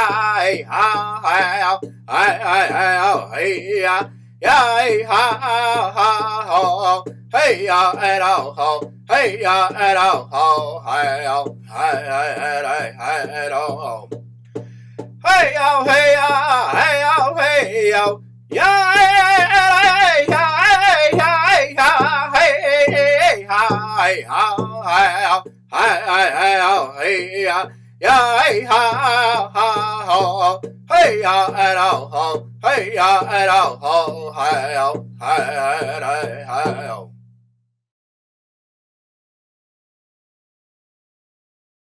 Thank you for joining us this evening. We hope you will return tomorrow night as we celebrate our next awardee, and you can help recommend a future honoree.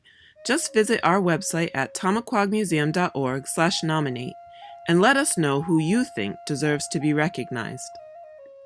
Thank you again to our funders and sponsors that made tonight possible. Don't forget to visit our website to view the program of this week's honoring events, check out our virtual silent auction, and please consider making a tax-deductible donation to support the Tomaquag Museum. Pishkanashni Tampawag!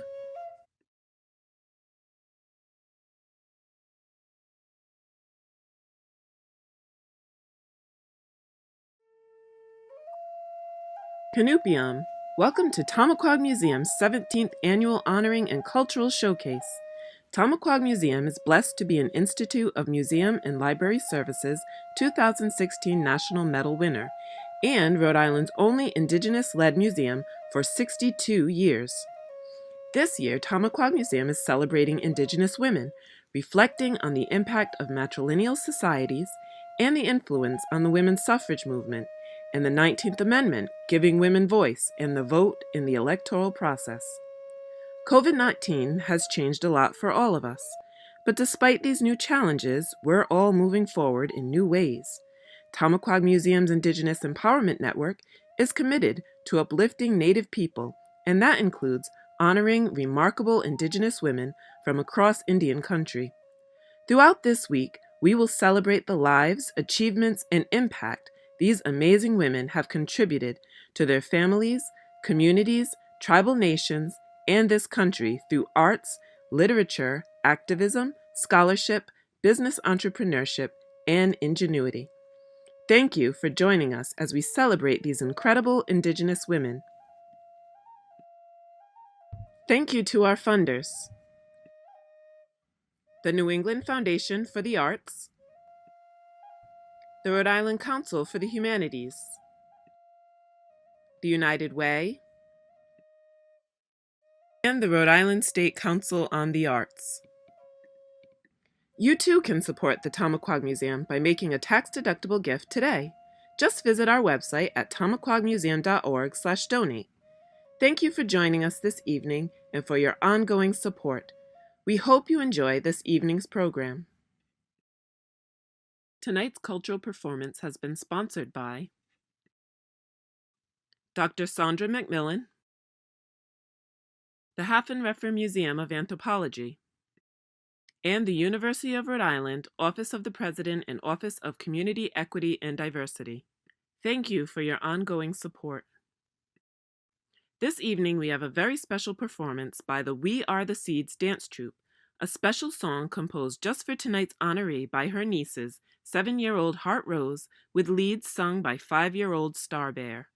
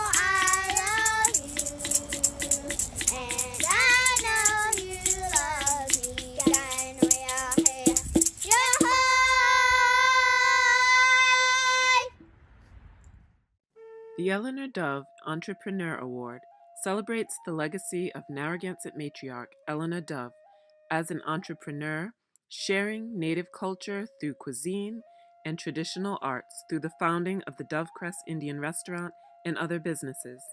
This award celebrates the contributions of business leaders today that share Indigenous culture through their entrepreneurial spirit. Taylin Agoyo is being honored for her entrepreneurial spirit in public relations, marketing, design, film, and television, founder of the Indigenous Fine Art Market, producer of East, an Indigenous art show, and director of We Are the Seeds of Culture Trust. We celebrate her commitment to amplifying Indigenous voices through the arts. Please join us in congratulating this year's honoree, Taylin Agoyo. Thank you, Loren, and thank you to the Tomaquag Museum for this incredible honor. My name is Taylin Agoyo, and I am the daughter of Chin and Wunwu, and I am the mother to 4 beautiful boys, Quay, Teo, Luca, and Micah. And my partner's name is Herman Agoya. I'm the director of We Are the Seeds of Culture Trust. I'm also an actor and an artist. And my father is artist Chin. And I've spent my whole life around art and artists because of him. So when I was growing up, I probably was about 4 years old. We lived, he was at school at RISD, and I would go to classes with him. And I have distinct memories of setting up gallery shows, meeting his professors. You know, it's very funny because I have very early memories, and a lot of times people think like, you can't remember that early, but I really do have very vivid memories of my childhood, traveling with my father to different art shows, making art. He was always very generous and kind, like sharing work with me and having me participate while he was working in the studio or in the dark room that we had in our attic. So my life I was surrounded by art all the time and other Native artists. So I think that it really had a very big impact on me. And it's interesting because I didn't actually go through my life thinking I want to work in Native arts. This is what my path is. That wasn't on my mind at all. It only occurred to me after I went through many life stages, as we do, that when I started working with Native art organizations, I realized that everything, all my experience from the past really made what I did, my work was informed by everything that had happened in my life in the past. And I thought, wow, everything has just come together and it all kind of makes sense now. And just me being an artist myself, so representing as an artist and also representing as someone who supports artists it's just an interesting way to do this work, because I think that I have a lot of different perspectives to bring to try to make the work positive and impactful. I had a lot of jobs growing up. So when you're the daughter of an artist, you're actually working all the time, no matter what.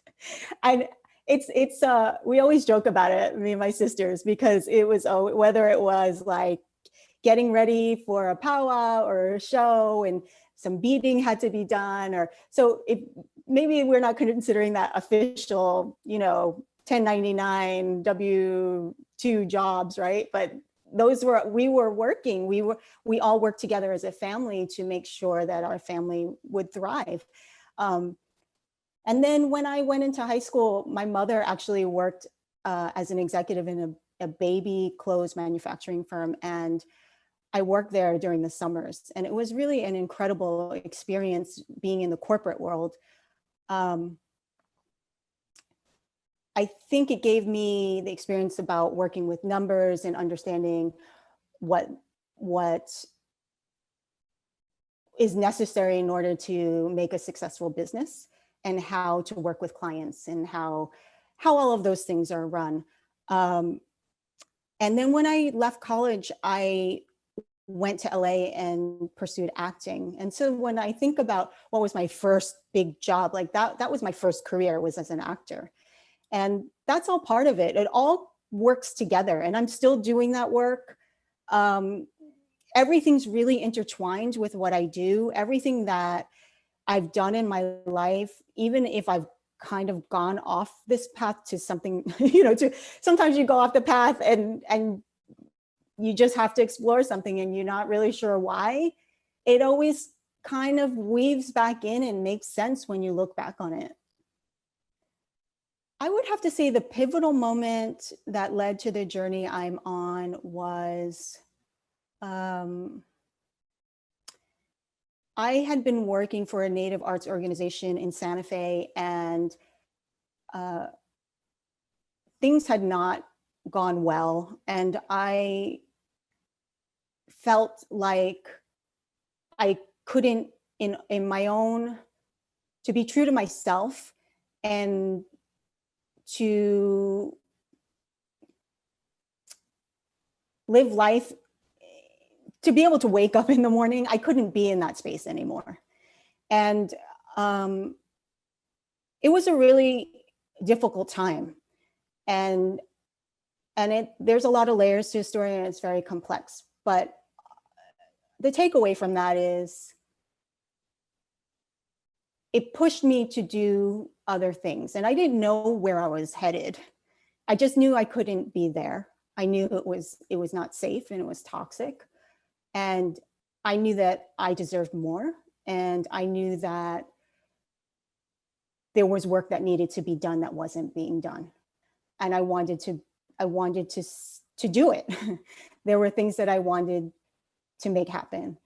And so I was on my path. And it starts off really, first of all, you're coming off of something that's very difficult, and then you're starting fresh. And then, of course, it was very public. So everyone had an opinion. So you have people supporting you and people who are not. And you're trying to wiggle your way out and try to figure out, where do I belong? What am I doing? And it's just, what I learned at that time was that it's every day you wake up and you do the work, and you just do work, and you work and you work. And eventually you start building something, and it's so,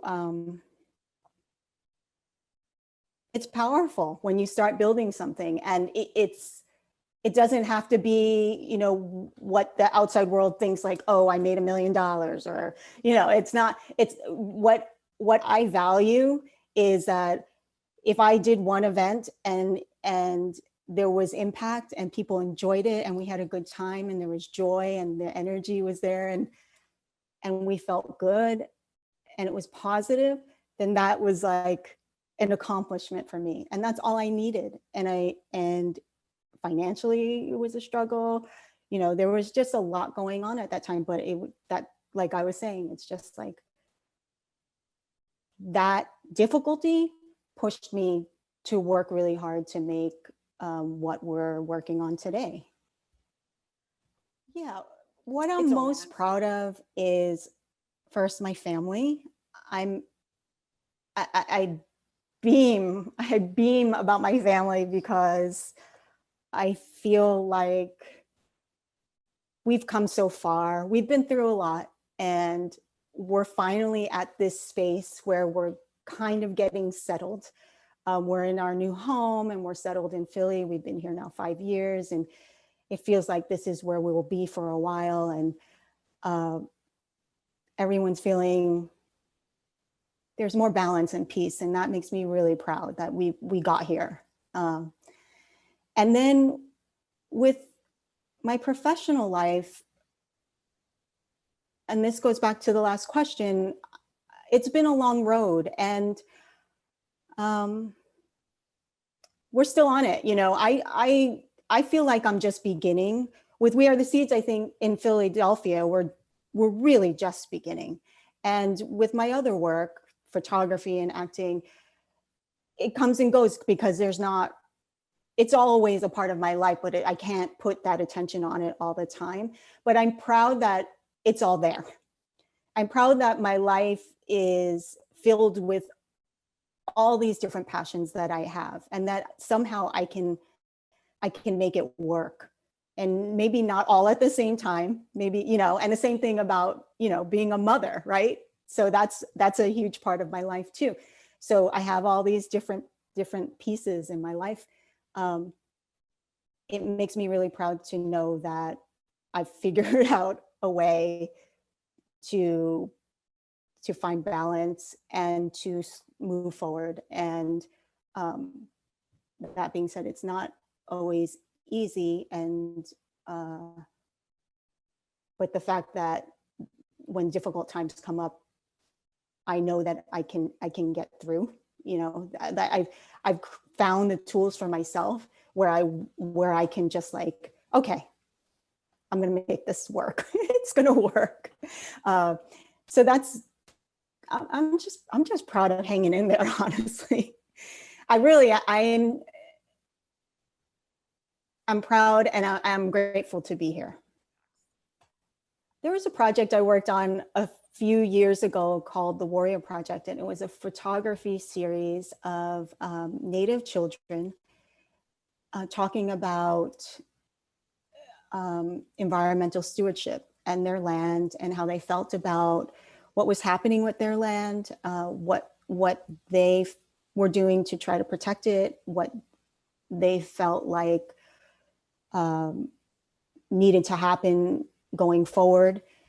And it was an incredible project. I traveled to, I believe it was 4 different states, and we took these gorgeous photographs and made videos, and it got worldwide attention. There was,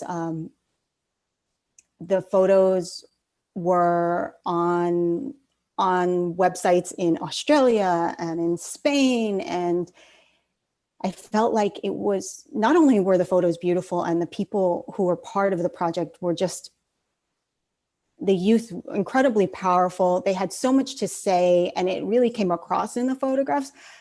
But I felt like it was an elevation almost of, you know, it told the story. It told what it showed the weight of what is going on in the world, and why we all need to pull together to make sure that we're taking care of this earth. And I thought the way we told the stories through the photos and the videos were very powerful.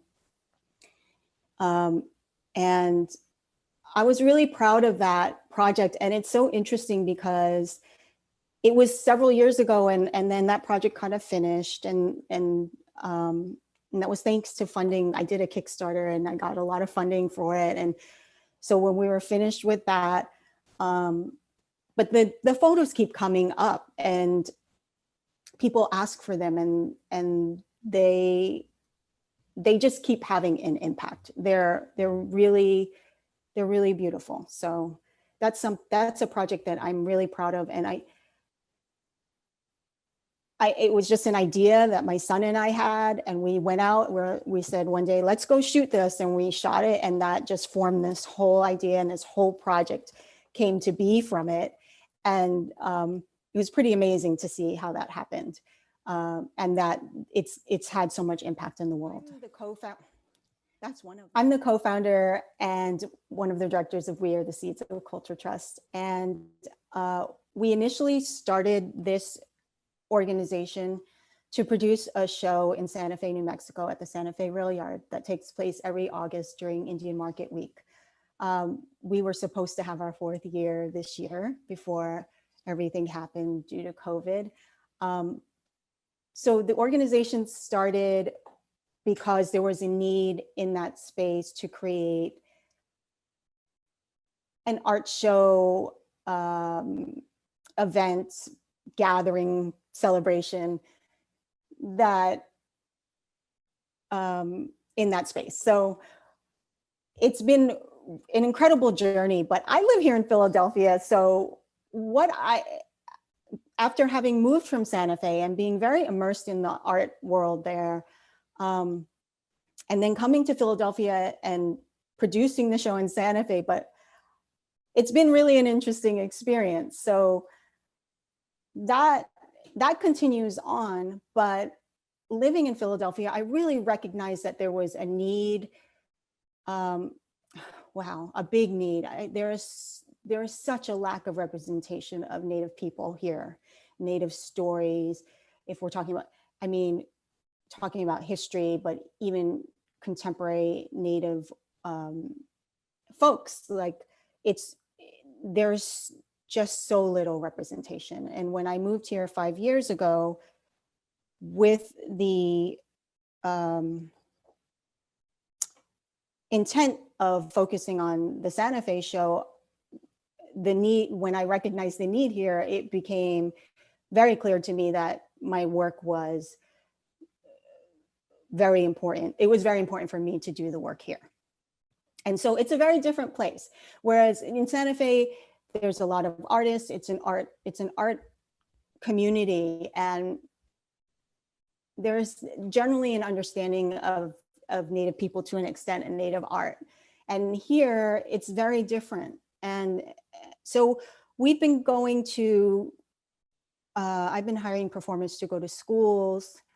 We've been doing a lot of assemblies, camps, and even to businesses, and sharing our culture and sharing our history, and actually reteaching the things that people have learned in school that are not accurate. And it's been an interesting journey, because it's so different than my work in Santa Fe, where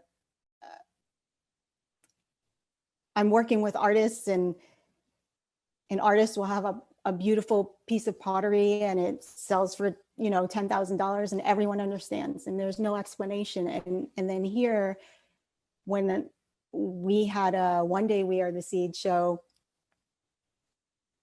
it wasn't really focused on the art, and it was more focused on the programs. And I knew that regionally this was going to be different. And so there were some artists present, but understanding that it wasn't going to be really about purchasing art or collecting art. It was more about the education.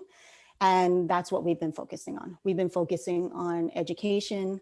We've been partnering with places like the Free Library. We just did an incredible live paint event with music from DJ Celeste World, who actually just sent us a playlist virtually. And we did a live paint on Sunday at Drexel University, and it was phenomenal. And to take up those spaces as Indigenous people and claim them for the day or whatever, you know, but now those murals actually live there. But it's very exciting, because that's the work that, to me, that's the representation is so important, whether it be, you know, whatever type of art it is. It's the representation is important. Us being there is important. Us saying who we are, where we come from, what we're about is really important for people to be able to see us and understand that we are here, we exist. And especially in Philadelphia, which, you know, it's the tourism, it claims birthplace of America.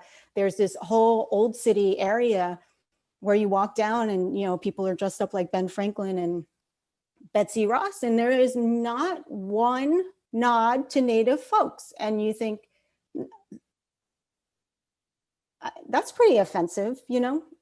The only thing I would walk through, and I would walk down, and the only thing I would see were these, actually was at an old church, there was a cemetery, and there was a little, what do you call it?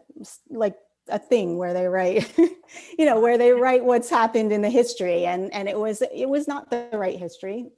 They spun that really well. Something about how 7 Native chiefs came and they died, you know, and they made it so like, oh, you know, it was so like nothing to them. They had no weight, and it gave them no respect. And that really was very profound to me. Like, how am I walking through here and there's no acknowledgement? And because when I walk through Philadelphia, all I see people, I see it, you know, before all of the terrible things happen. Be part of this, and you know, this is extra personal for both of us, in that it's my grandmother, your relative, and that we could walk in her shadow, which is so giant, and the things that she inspired us all to do. She didn't tell us what to do. She showed us what you do. and how you walk in the world with grace, which I think that you do, and Thank you. how you show your strength by your actions and your leadership by what you do. And so, we're thrilled, absolutely thrilled to have you receive the Eleanor Dove Entrepreneur Award. So I would like you to follow that with just telling us, how you feel about receiving this award and, the impacts, the feelings, anything that you'd like to say about that. I'm getting a little, I'm getting a little choked up because Lauren,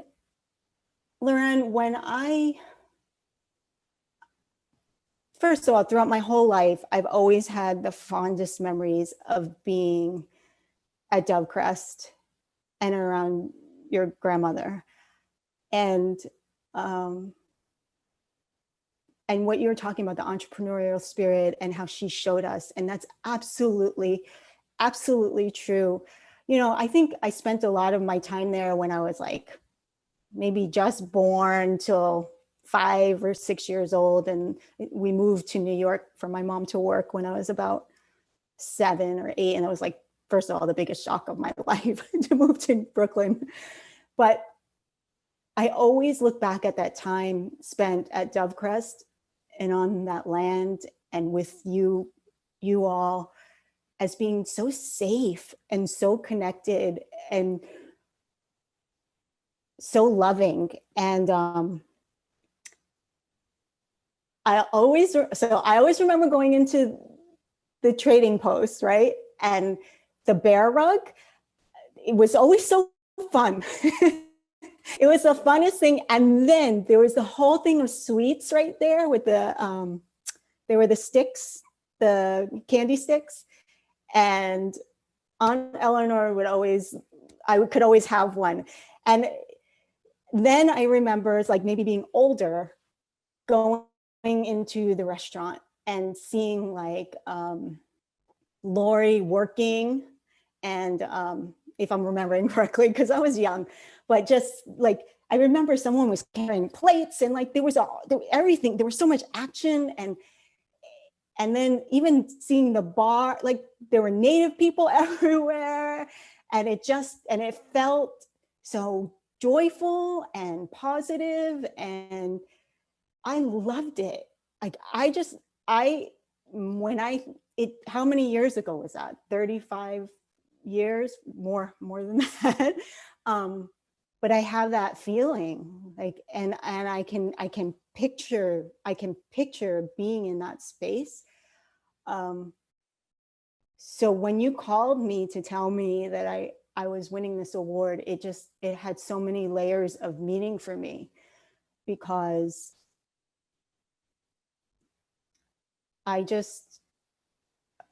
Aunt Eleanor was just this gorgeous person, and and Uncle Ferris, like they did so much in the world, like they brought so much to the world. They did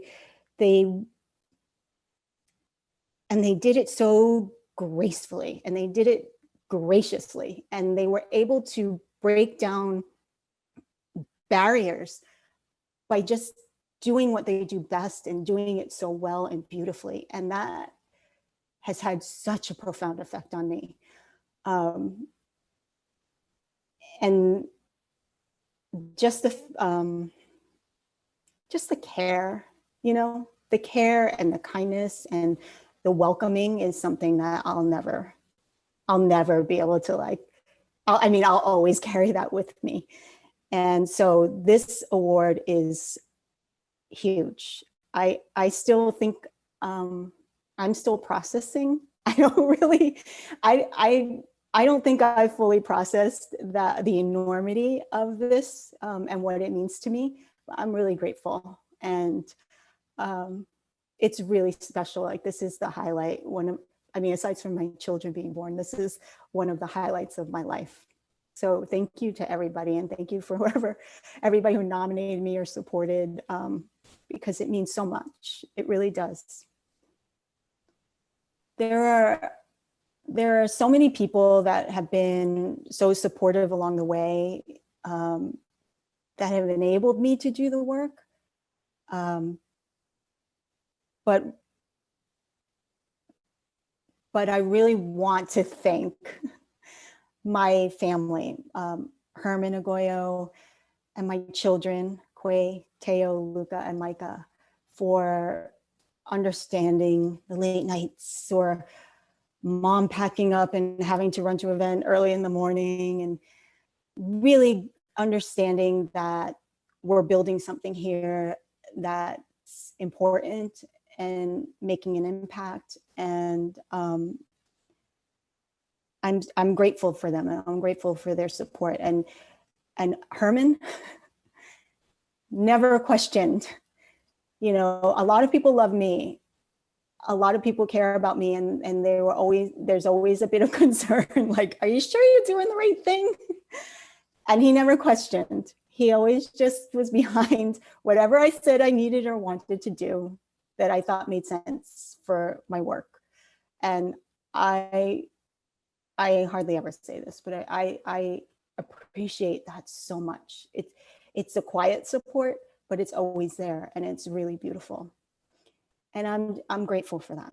And I'm grateful for my friends and family and our artist community and everybody that supports. So thank you to everybody. Thank you.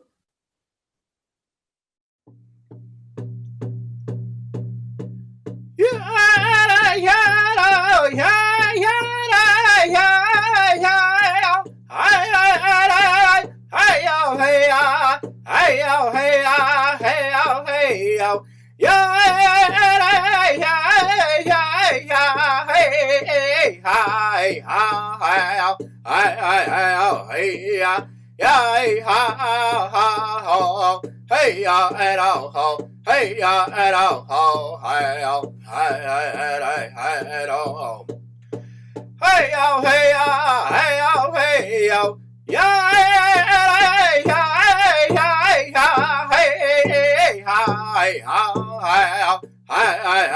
hey ya, ya hey ho, hey ya and oh ho, hey ya and oh ho, hey yo, hey oh.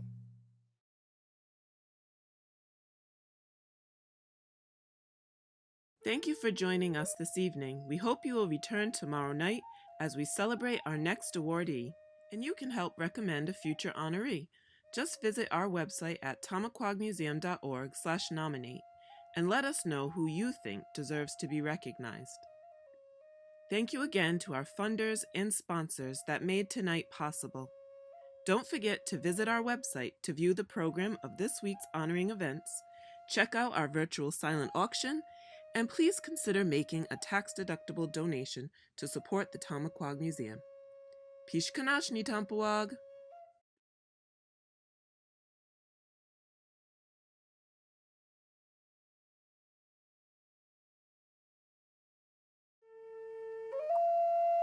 Kanupiam! Welcome to Tomaquag Museum's 17th Annual Honoring and Cultural Showcase. Tomaquag Museum is blessed to be an Institute of Museum and Library Services 2016 National Medal winner and Rhode Island's only Indigenous-led museum for 62 years. This year, Tomaquag Museum is celebrating Indigenous women, reflecting on the impact of matrilineal societies and the influence on the women's suffrage movement, and the 19th Amendment, giving women voice and the vote in the electoral process. COVID-19 has changed a lot for all of us, but despite these new challenges, we're all moving forward in new ways. Tomaquag Museum's Indigenous Empowerment Network is committed to uplifting Native people, and that includes honoring remarkable Indigenous women from across Indian country. Throughout this week, we will celebrate the lives, achievements, and impact these amazing women have contributed to their families, communities, tribal nations, and this country through arts, literature, activism, scholarship, business entrepreneurship, and ingenuity. Thank you for joining us as we celebrate these incredible Indigenous women. Thank you to our funders: the New England Foundation for the Arts, the Rhode Island Council for the Humanities, the United Way, and and the Rhode Island State Council on the Arts. You too can support the Tomaquag Museum by making a tax-deductible gift today. Just visit our website at tomaquagmuseum.org/donate. Thank you for joining us this evening and for your ongoing support. We hope you enjoy this evening's program. Tonight's cultural performance has been sponsored by Dr. Sandra McMillan, the Hafen-Redfer Museum of Anthropology, and the University of Rhode Island Office of the President and Office of Community Equity and Diversity. Thank you for your ongoing support. Tonight we are proud to welcome Thea Hopkins. A member of the Aquinnah-Wampanoag tribe of Martha's Vineyard, Thea describes her music as Red Roots Americana. Her 2018 EP, Love Comes Down, was nominated for a 2019 Indigenous Music Award in the folk category. The Washington Post has called her a standout writer. Thea was selected by the Western Arts Alliance as a 2019 Native Launchpad Artist. Her 2019 performances included the Summertime Americana Festival, the Tomaquag Museum, the Banff Center for the Arts, and the Kennedy Center as part of the inaugural opening of their new performance complex, Reach. Peter, Paul, and Mary recorded her song, Jesus is on the Wire, in 2004 and again in 2010. Many fans have commented on the beauty of Thea's vocals, lyrics, and melodies. That sentiment was perhaps most succinctly stated by a former Bob Dylan tour manager who described Thea Hopkins as Katie Lang meets Leonard Cohen. Please join us in welcoming her tonight. Next song I'm going to do is a song I wrote. It's called Before the Weather Turns.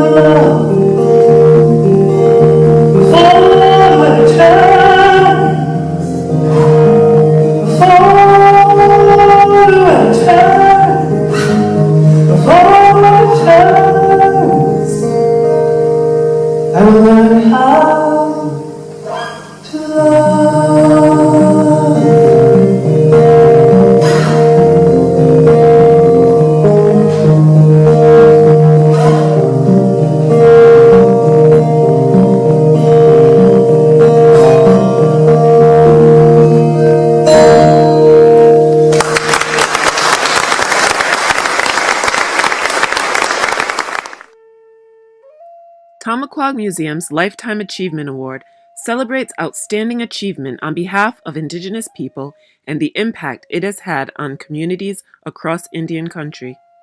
Yvonne Joaquin Dennis is being honored for a lifetime of outstanding achievement through her work uplifting Native voice through literature and empowering the Native community as founder of Nichin, Inc., a holistic preventative mental health program, and her leadership in Kupdanza, Inc., an artivist organization focused on environmental justice for Indigenous peoples of the Americas.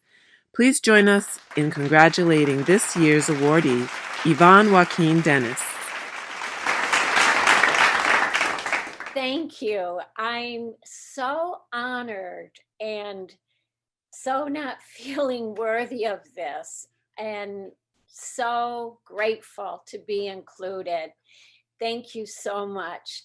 And it means a lot to me particularly because I'm a champion of us Eastern survivors of the Holocaust. And I just love the thought that the Narragansett people, the museum, are almost the farthest east of any Indigenous people in our country. Not quite, but almost. And I am really grateful that you chose me. Wado Wanishi. Kanupiam, you're welcome.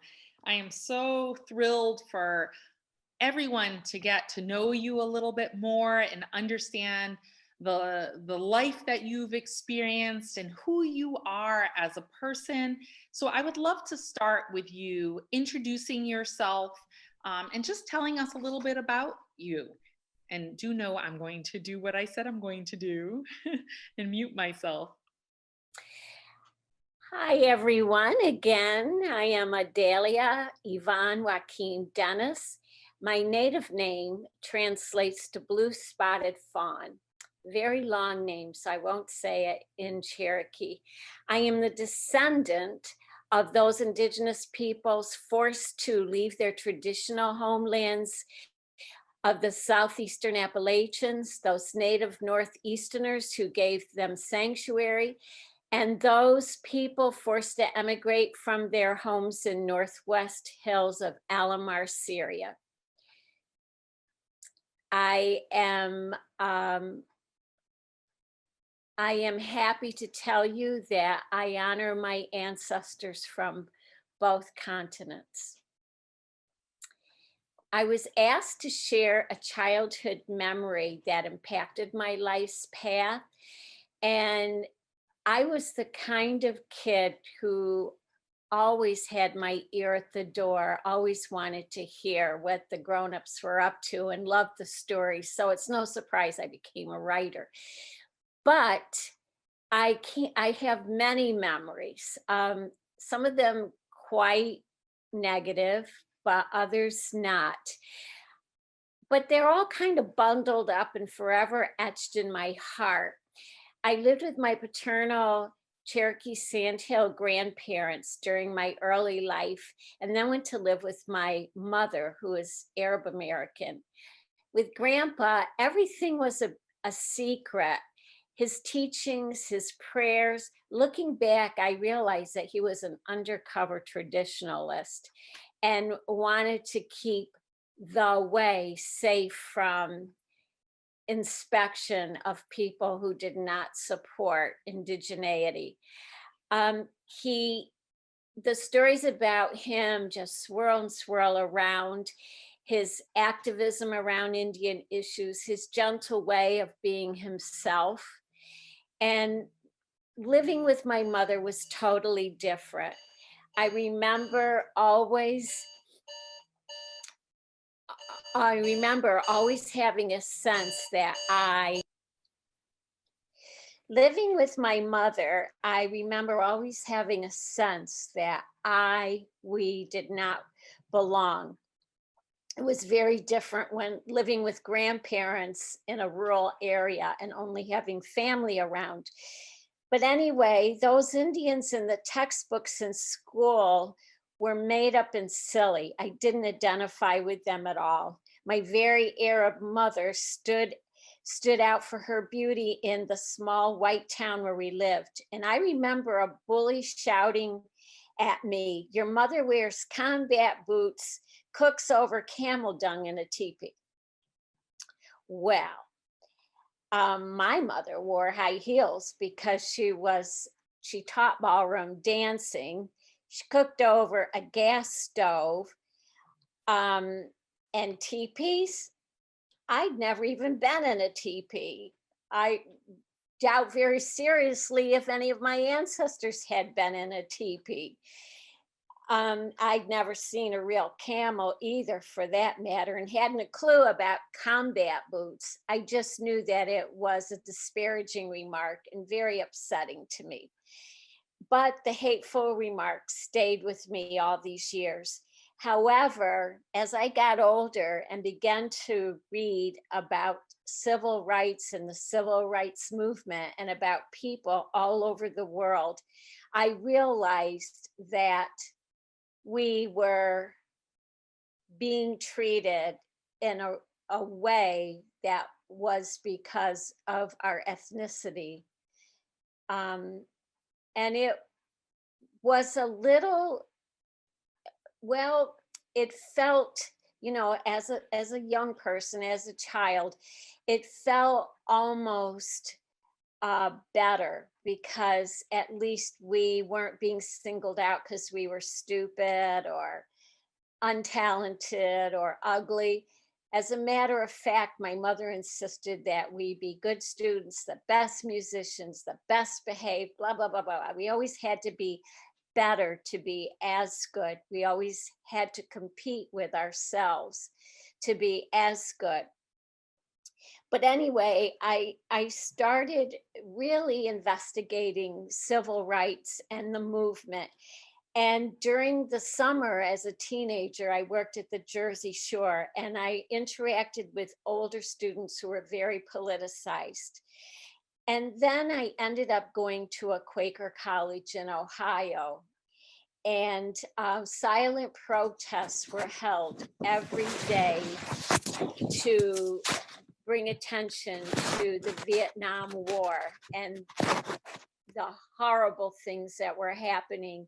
And I remember seeing a poster that had Vietnamese on one side and American Indians on the other. And that really resonated with me. But being in that school awakened me, I wanted to do something about racism, sexism, ageism, religious bias, and the absurdity of dominant culture philosophy. It made no sense to me. And I felt, again, like I didn't belong. However, aligning myself with people in the movement gave me some really important theoretical development at a young age. And I felt that we were together. We had a purpose, whether they turned the hoses on us, the fire hoses on us, or picked us up in a way that felt as if I was being molested, or crammed into jail together for protesting. But there was this sense of the 60s and sense of feeling that we were really doing something together. And it was with great sadness that I realized that even in the culture of protest, the culture of activism, there was still racism, sexism, all these other isms. And I really, really tried to find a way to make a change. Another question that the museum wanted me to address was, who are your family community and how do they encourage your work? My Native family, like many other Indigenous families, is part of the diaspora, and we are enrolled in different places even. My son, Jaman Martinez, was always patient and didn't object to being around from one demo to another and one meeting after another when he was growing up. My sister, who lives in Ithaca, New York, Audrey Cooper, has been an activist and a mover and a shaker. Excuse me, a mover and a shaker on Native issues as well as civil rights for all. I have two non-Native sisters, but we're all Syrian. We all share the same mom. And those two sisters are also very active and also trying to wind the world well, each in her own way. I am a citizen of the Sandhill Band of Lenape and Cherokee Indians, headquartered in New Jersey. Our chief is Joe Littlefeather, and I serve on our Women's Council with three cousins, Star Fastwolf, Juana, and daughter Mia Beverly. My dear cousin Sam Beeler, who many watching this probably know, is our past chief and tribal historian. He's a phenomenal researcher and a longtime activist educator. I'm as close to my third cousins as I am to my first. And I feel so lucky to have so many wonderful folks in my life and who have supported me in my journey. My deceased father, Olin Rocco, was a loving, brilliant medicine priest. And my clan mother, Dr. Lee Piper, was a source of great teaching. I'm Bird Clan. I miss them so. I miss the elders so. And I don't feel ready to be an elder. I don't feel like I have enough knowledge. So I'm really happy that I have an extended family and that they support me and I support them. What stands out for me most about my teaching is that Creator put us here to take care of each other, take care of the earth, and that's all that's asked of us to wind the world well. So not only does my family support me, but they are involved in the same work as I. My husband, Roger Dennis, feeds me when I'm on a book deadline, drives me across the country to do my research or to speak or to give a workshop, and is a constant source of comfort. Consider New York City my primary community, the Upper West Side of Manhattan, and I have worked in the Indian community for the 40 years that I've that I've lived in the city, and I have so many sisters and brothers who are not related to me, but who are in the Cherokee way of making family. We can do that. We're lucky. That expression about you can pick your friends, but not your family is not true with most Indigenous people. We get to pick family too. And I guess we don't have time to mention them, but there are many from many different Indigenous backgrounds as well as from many different ethnic backgrounds. My community is also my Native Women's Healing Circle and my Cherokee Gatio. The Gatio is our word for stomp grounds, and our medicine men are principled ceremonial leaders who keep the sacred fires burning. My spiritual path and those who share it with me are a steady source of assurance that I keep the right way. You asked me what was my first job and how did it lead me to my career? My first job was a babysitter. I was probably 10 or 11. And my first grown-up job was as a director of theater arts for the Public Recreation Department in Cincinnati, Ohio. And my boss was the only other Native, well, I should say United States Indigenous person that I knew in the city. I don't think the job had much to do with my career choice in that it turned me away from acting. My schooling, my intent was to be an actress. However, I did not have the competitive edge for that industry, but I was fine teaching theater arts to kids. And I feel that social services chose me, and I had several jobs in different areas of social services. I worked for the Girl Scouts. I was a health advocate for the Urban League, director of an Indian center, trainer for a national nonprofit employment corporation. I was a resource specialist for the Native Education Program, the director of a holistic preventative mental health projects for Indigenous families in the New York metro area, and the education director of Kokona, which is the Children's Cultural Center of Native America. I always seem to be attracted to the helping professions, and maybe that's because I need help too. I also think that social services is the perfect vocation for an activist. It's almost like you're being paid to do what needs to be done. These jobs all had a huge writing component to them, and writing is my bliss. There have been many pivotal moments in my journey that have changed my life, and I guess dictated my career path.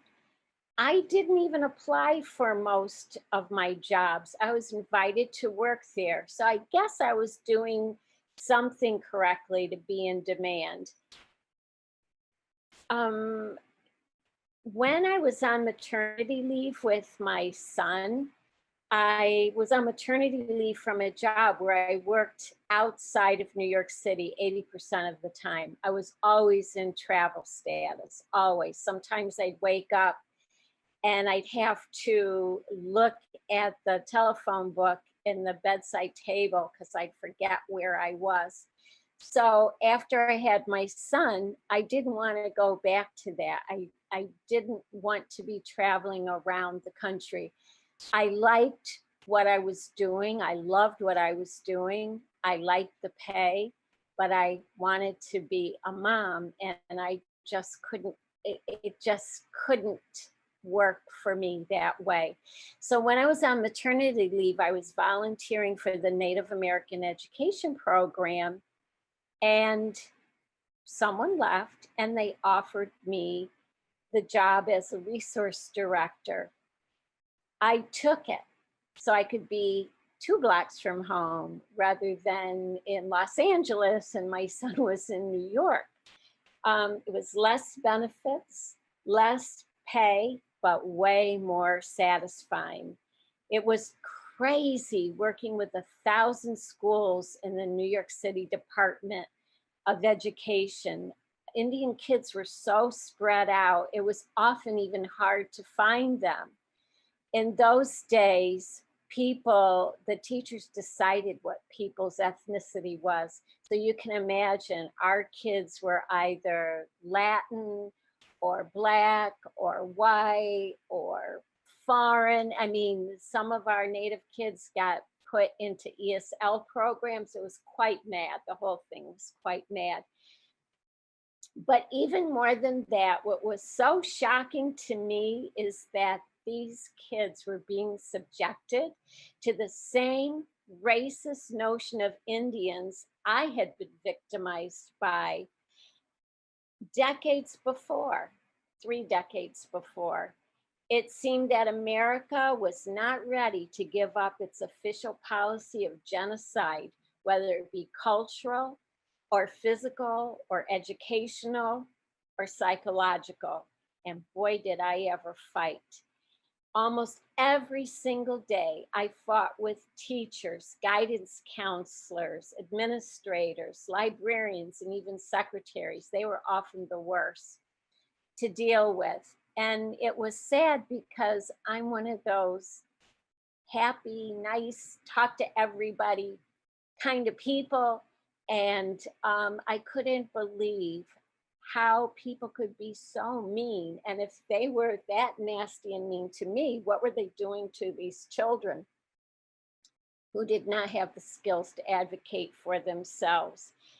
Some of the issues I had to deal with on a daily basis were advocating for kids to not end up in special ed because of their, what I call, acting in. I find that a lot of Native kids, instead of acting out like non-Native kids in the classroom, they just grow silent and don't speak or look out the window and daydream, but their bodies are there, but their brains are not present. I also had, constantly dealt with teachers telling children that they couldn't possibly be Indian because they weren't from India, and that there were no Indian people in New York, no Native people in New York, that they didn't live on a reservation, that they didn't wear moccasins. These are from adults telling kids in these times that to be Indian, you have to wear beads and braids and moccasins. Anyway, it was very disheartening to have to go to work and fight every single day. And then at night, deal with parents who were always upset. There was always something going on. One of the pleasures of my work was teacher training, because it was a chance to shape the curriculum. Unless a teacher had been ordered to come to training, as was the case when I reported them for their racism in the classroom, then it was bitter pushback, but I wasn't going anywhere. It was a chance to educate educators and debunk stereotypes and wrongful thinking. But as I said, it was always a fight. We don't have time to share all the awful things that happen to kids of all ages and their parents in the New York City public school system. And after a decade of dealing with this big bully, I began to get really, really physically ill. But I also determined that curriculum development and writing the truth was a way for me to go. One of the little things that took so much of my time is quality curriculum materials and Indigenous publications often come from tribal printing presses or press in someone's garage. And the Board of Ed insisted that I order from the big distribution centers like Gaylord and Barnard, but they didn't have what I needed.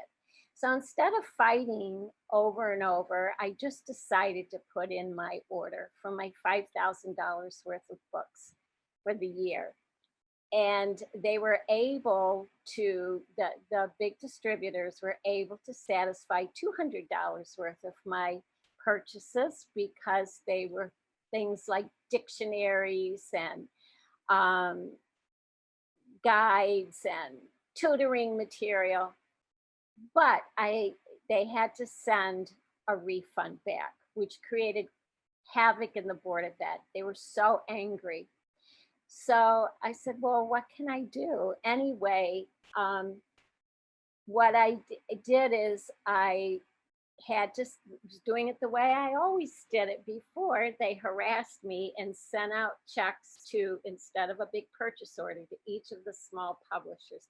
And I got my books. So the second year we had this big fight. They were still insisting. They finally said, okay, Yvonne, you can order your books, but you need to copy every single title page. I guess they thought I was making things up, not sure.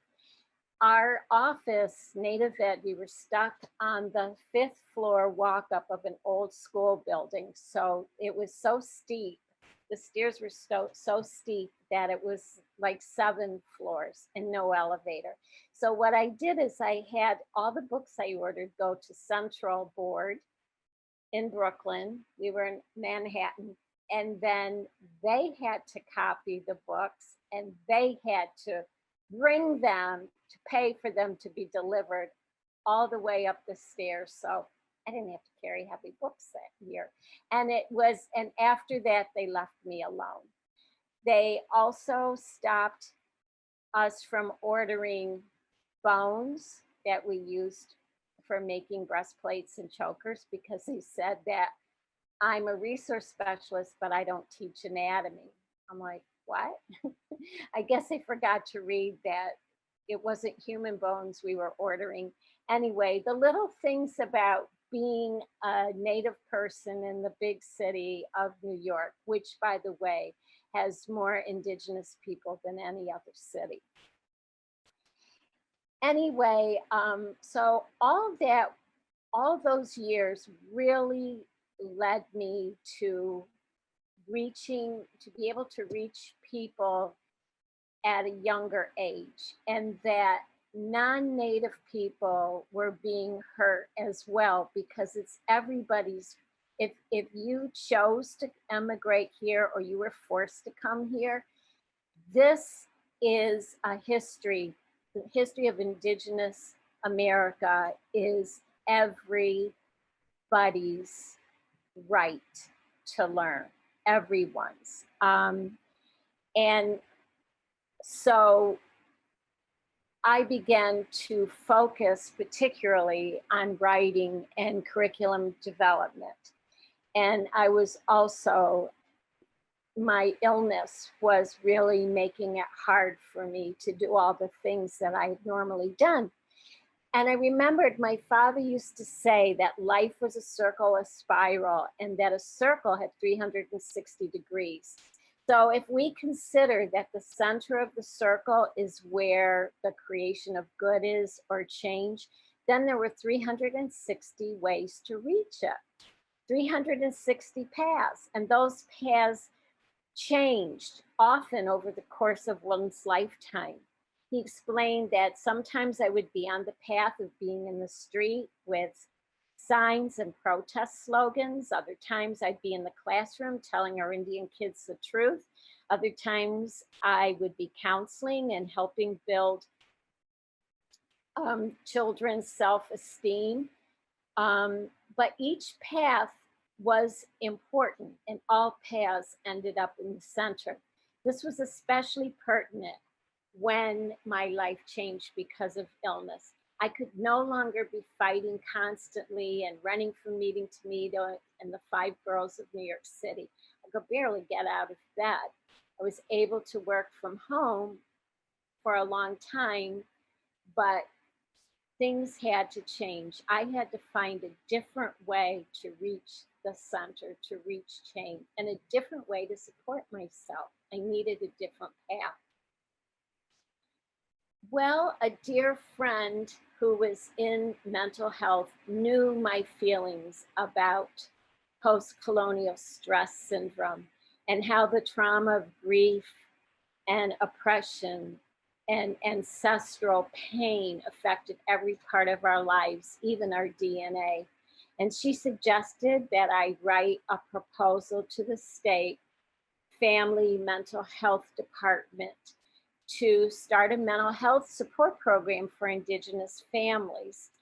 With the support of Audrey Martinez, Jim Murphy, Bill Lucas, and other parents on the Native American Education Committee, I did that. And we started our own organization called Nichin, which means our children in Lenape.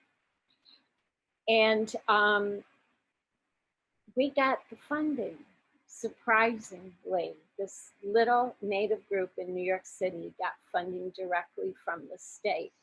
The way we structured the way that we were going to, our model was based on a harm reduction model, as well as using traditional indigenous healing modalities, as well as what is available to us in New York in terms of holistic modalities and healing methods. And I thought about our ancestors and looking in those burial sites, and you find all kinds of things that are not from around these parts, by the way.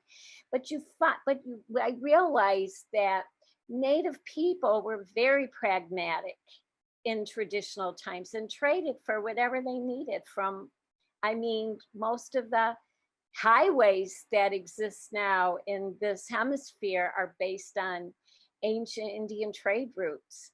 So, you know, we were really good at getting things that we needed. Oh, yes, you want this beaver pelt? Well, I think I could use that iron pot. So I remembered that. And I used to tell the families in our program that we were going to the supermarket, and I didn't care which aisle they shopped in, produce, canned goods, frozen goods, whatever, as long as they came out with something new to try with their families. And of course, what was in that supermarket was a variety of holistic modalities, everything from acupuncture to meditation to traditional Cherokee doctrine, traditional Lakota doctrine, whatever made them feel better and improve the family was fine. We had some amazing advisors, Dr. Doris Rapp, the author of Is This Your Child?, who did a lot of work in the result of toxicity and mental health in children. We got all the horrible toxic foods and cleaning products out of the home. Another advisor was Dr. Beverly Singer, Tewa Navajo, from the Columbia School of Social Work and director of the Cancer Prevention Program for Indigenous people. And I think she worked with the Narragansett on that project too. Dr. Zena Pelkey Abnaki, who's a holistic osteopathic physician. Dr. Maria Yellow Horse Braveheart, who founded the Takini Network Holocaust Survivors, the Takini Holocaust Survivors Network, and did a lot of work with healing from ancestral grief and trauma. So I combine my belief in holistic medicine, which helped me with my healing, with the Indigenous philosophy of wellness, which is to be in balance with your mind, body, spirit, and soul. And we went about doing prevention rather than punitive. Oh, you're sick, you need this pill. No, well, let's talk about, before we drug our children, let's talk about cleaning up their workspace, cleaning up their diet, cleaning up our communications within the family. Even if you never yell and scream at your children and they hear you and your husband not getting along, that does have its effect. Also, what's going on in our world that affects families? Everything from poverty to just the nightly news. Who got raped? Who got mugged? These are all challenges. And so as Indigenous people, we realize that we're dealing with the horrors of the past, which we carry with us, plus the terribleness, if you will, of the present. And I shared the directorship with my dear friend Irma Laguerre so that we could serve our community and still do our art. She's an actress, I'm a writer, as well as care for our own children, and in my case, heal myself. I am really proud, but also grateful that I was able to do it, because many people with my illness lose all cognition. I did with math, but I didn't with words. But I'm really proud of my writing. And I'm proud that my books told the truth. And although they don't make a lot of money, they blessed my heart and won awards. And people are happy to read the truth. This is one of my books, Children of Native America Today. And this book is considered one of the best classroom books of the century. And because of that, it's now in paperback and more affordable. So what we did is we took a few communities in different regions and we just talked about them. And I made sure that we have every kind of kid included. Those kids who may have Black ancestry, who have white ancestry, who may be mixed with Asian. I wanted to show kids for who they are. And Arlene Hirschfelder, I did most of the writing for this book, and my dear friend and co-writer Arlene Hirschfelder got most of the pictures, and I must say she did a fabulous job. So the second book that we did for that series is Children of the USA. And I'm in love with this country, not the government, not the racism, but I am in love with who lives here and the many things that I learned from writing this book. For instance, Nashville, Tennessee has the largest population of Kurdish people outside Kurdistan. People of Mexican descent are in every single state, and the most northernmost Mexican restaurant in our country is in Barrow, Alaska. And just all kinds of fun things and about all kinds of people. This is my latest book called Native American Landmarks and Festivals, and the museum is in here.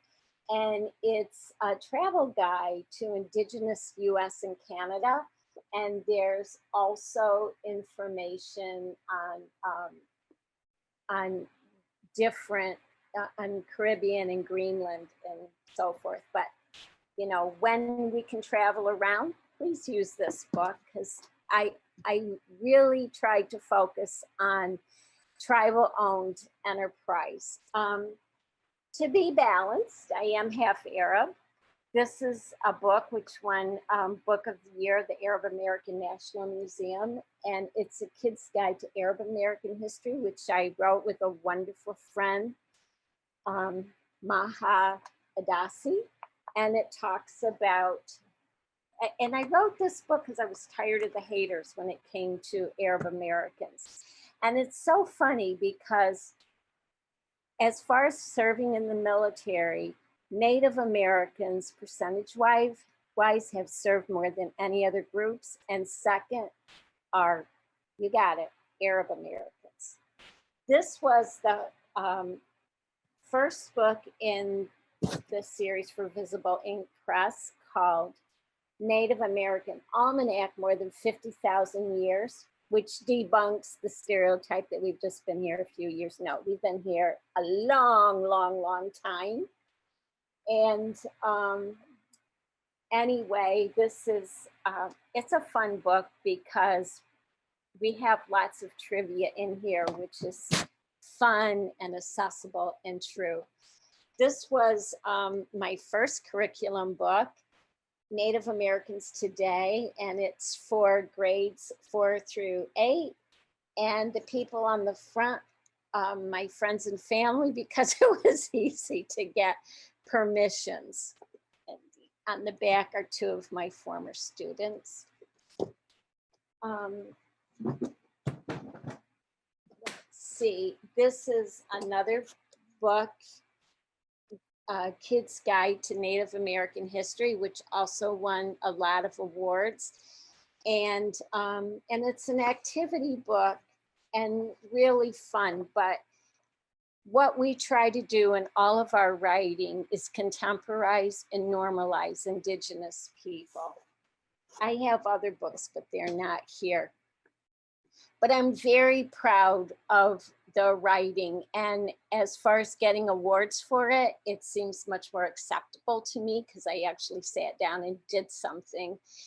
Whereas getting this award, I feel kind of embarrassed. But anyway, and in my different jobs, there are things that I'm very proud of. Like when I worked for the Girl Scouts, I introduced major issues for the older girls to consider and take action on. For instance, racism and health issues like sickle cell and diabetes, settler colonial systems concerning women, non-Christians, Indigenous, Latinos, Asians, African Americans. I like to think that I helped bring those girls into the current century, which was the last century.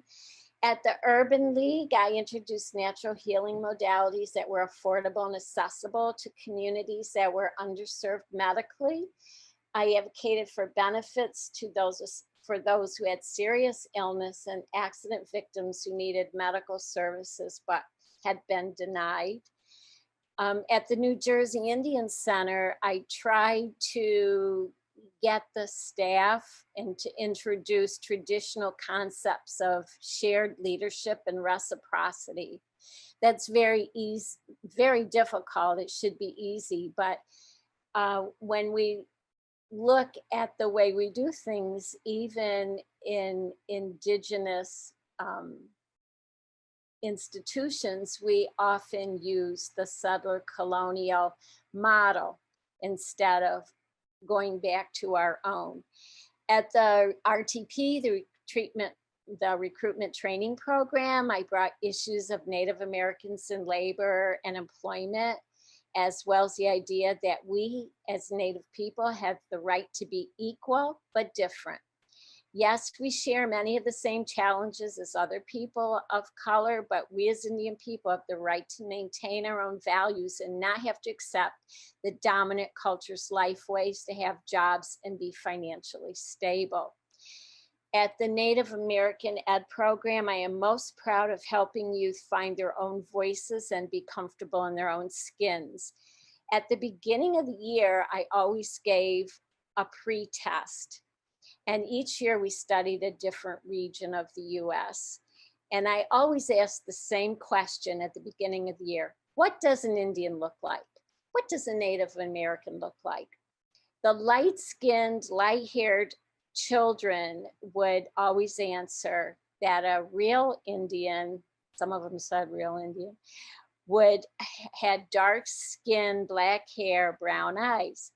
And the dark-skinned children would say, the dark-skinned kids, especially those with curly hair, would say that a real Indian was light-skinned with black straight hair. Now, mind you, very few of us in the whole group looked like that, but still it shows the eroding of self-worth and who we are as a people. At the end of the year, I'd always ask the same question in the post-test, and all the kids would respond the same way. Indians look like me. They can come in all shapes and sizes and colors. And I think that and I used to say to the kids that we honor ancestors from whatever continent they come from, but we are culturally indigenous. That's what we do here.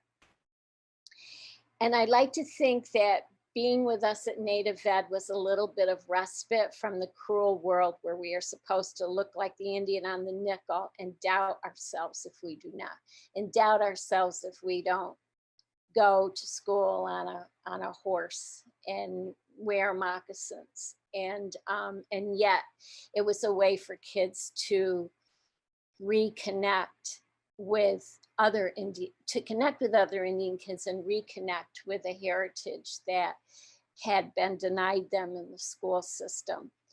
I'm proud of the during my tenure with Native Ed, Marty Montano, who was at the the National Museum of the American Indian, I and a couple of others started the American Indian Heritage Committee. It was a real labor of love, but we invited all the institutions in New York, youth groups, libraries, galleries, wherever, to be on the committee and to celebrate Native American Heritage Month. And one of the best things that came out of that was even the police, even the Parks Department were asking us to train them, were wanting to know about Indigenous people and Indigenous lifeways and Indigenous people who share their city, which is all of our city. And for a few years, we had this wonderful juried art essay contest called Indians as Children See Them. We encouraged each institution to hold a Native event. Of course, we oversaw it so that it said the right thing. And it was a successful venture between the Native and non-Native communities. I'm very proud of that, and I wish it still was going to this day. And then moving along, Nietzsche. We were a social work organization, but we treated our clients like family. I was an auntie, sister, cousin. I incorporated harm reduction principles into the way we did things, as well as traditional Native approaches to healing. We included families in decision-making for the organization. And I remember one mom said something that made me just cry. She leaned back in her chair and she said, "Oh, I can't tell you how good it is to sit here and breathe the same air as other Native people. It's the only time I get to do it is when I come here." And some of our accomplishments that warm my heart: all the batterers are no longer in the home. Every mom on welfare now has a college degree. Institutionalized children have been repatriated to their homes. People learned how to advocate for themselves. Clients were taught to negotiate the system and not comply with decisions they felt were wrong or injurious to themselves or their families. Families gave other families respite because we really wanted to rebuild a strong Native community in an urban place. Men from the community became mentors to our teen boys. And every year we had a retreat, and each year we brought in a different medicine person, a different tradition, a different healer from many different backgrounds. And we worked as a community on the healing of historical grief and trauma. And I'm very proud that, we got to do these things with government money. And I'll talk more about that in a minute. But one of the other things that we did is now each person has an understanding of integrative medicine and has learned that one's body and healing and spiritual journey is personal, and no one can push on you what it is you don't feel is right. People learn to cook healthy first foods and improve their diets and health. Mental health practitioners were educated on how to treat Indigenous clients and not judge them by their looks or by the practitioner's limited experience in the world. And we also started the Children's Cultural Center of Native America to reach children and teachers. We feel that by eradicating racism at an early age and in the classroom will make our Indian students feel like they belong. And our funding was from the state for several years, and then it got turned over to the city, and we were okay until our main supporter in the department died suddenly, and a straight up drug him and move him out pediatric psychiatrist took over. She didn't want any Indian things. She wanted us to treat anybody in the neighborhood. She wanted a full-time psychiatrist on staff. And so we as a community decided that we didn't want that money anymore. We didn't want to be forced to do something that we didn't believe in. So the program still exists, but it's struggling. And it's too bad because it was the only program funded by that grant that was successful and could really prove it, which leads me to believe that the dominant culture really doesn't want us to be healthy. Well, I have to say, you have, when you were saying you didn't believe you deserved a Lifetime Achievement Award, you would deserve 10 Lifetime Achievement Award. My goodness, you have done so many amazing things in your lifetime and partnered with so many strong, vibrant people that were, helping you to achieve the work that you do. The books that you've written, the curriculum that you've written, and the education that you've provided, not only for students and families, but also to teachers, is just remarkable. And the projects on mental health, the one that you were just speaking of again, so powerful and meaningful to the communities that you impacted.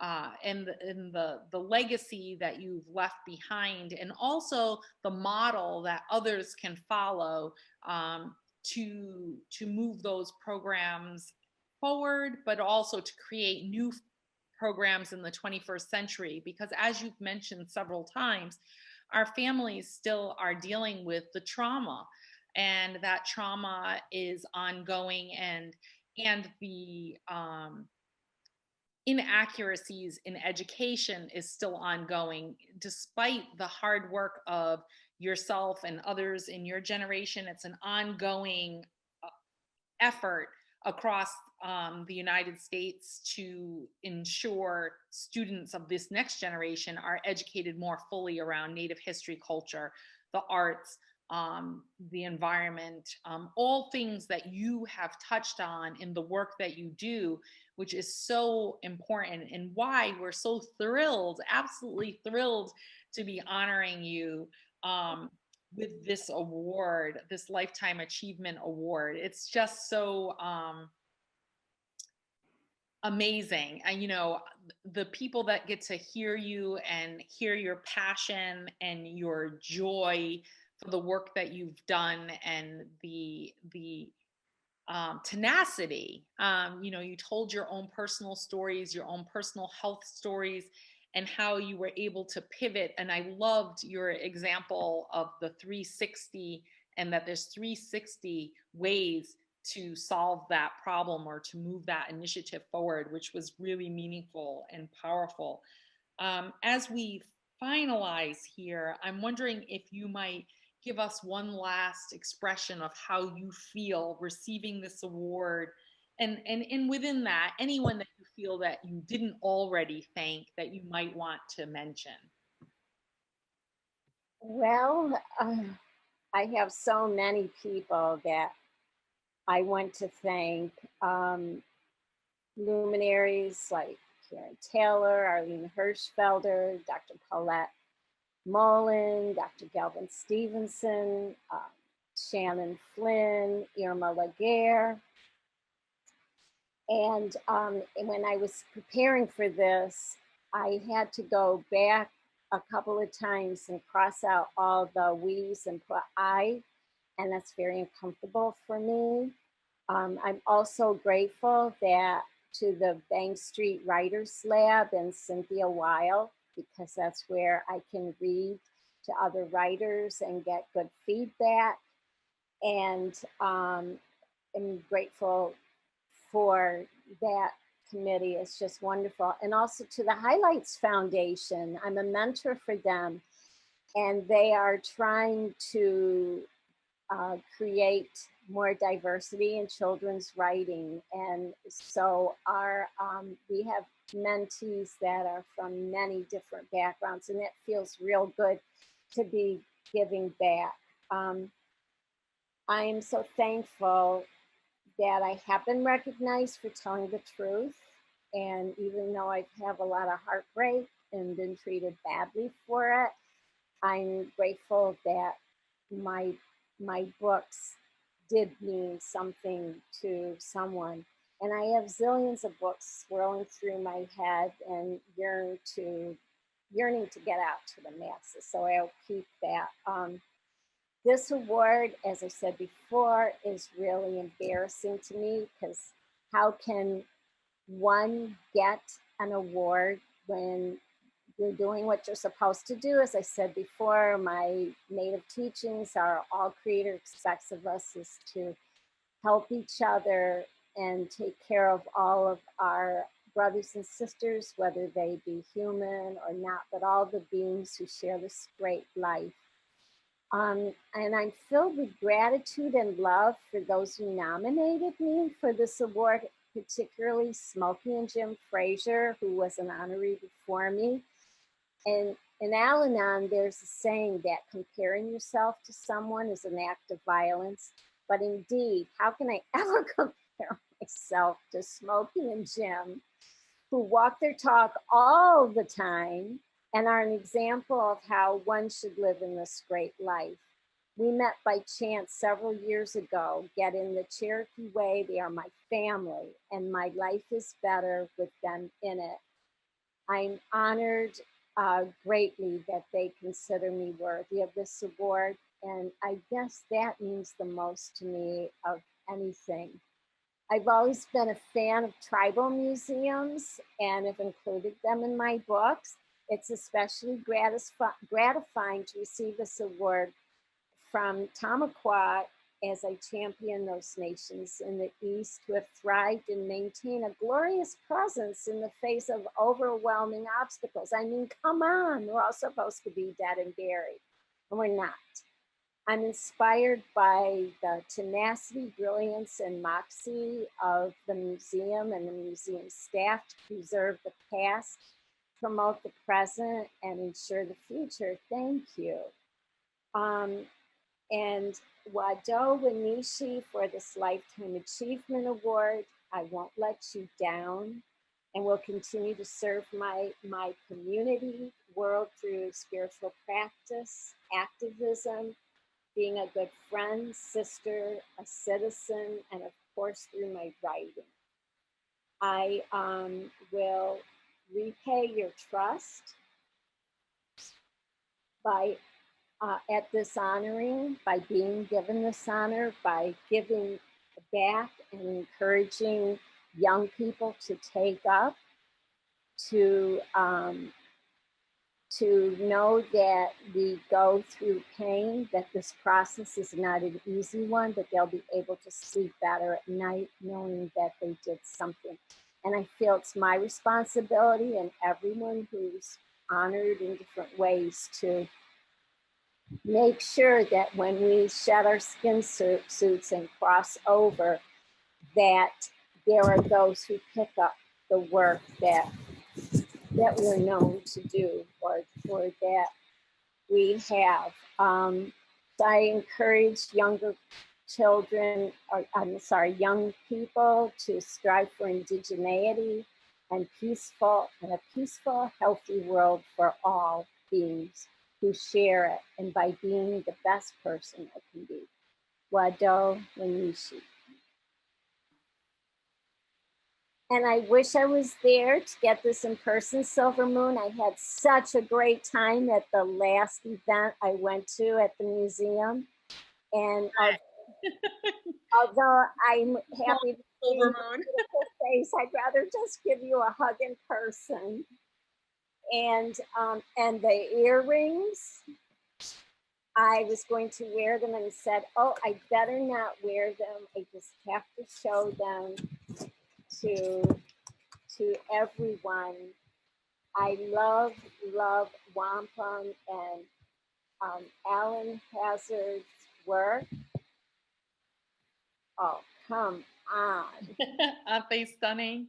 I am like, oh my gosh. I mean, they're just, look at them.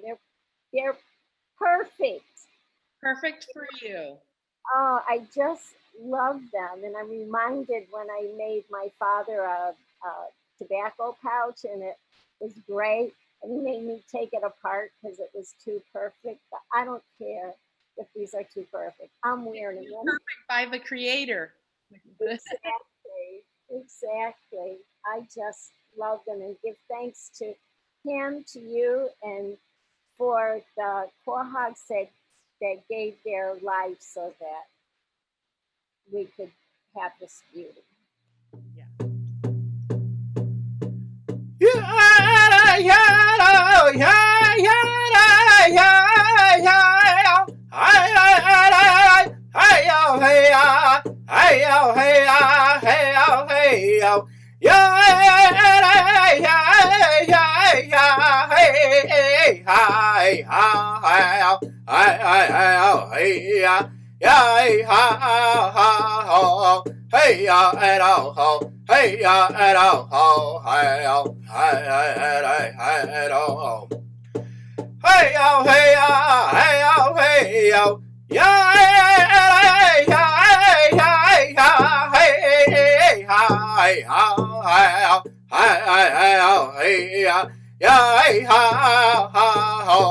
hey ya and oh ho, hey ya and oh ho, hey oh. Thank you for joining us this evening. We hope you will return tomorrow night as we celebrate our next awardee, and you can help recommend a future honoree. Just visit our website at tomaquagmuseum.org/nominate and let us know who you think deserves to be recognized. Thank you again to our funders and sponsors that made tonight possible. Don't forget to visit our website to view the program of this week's honoring events, check out our virtual silent auction, and please consider making a tax-deductible donation to support the Tomaquag Museum. Pishkanashni Tampawag!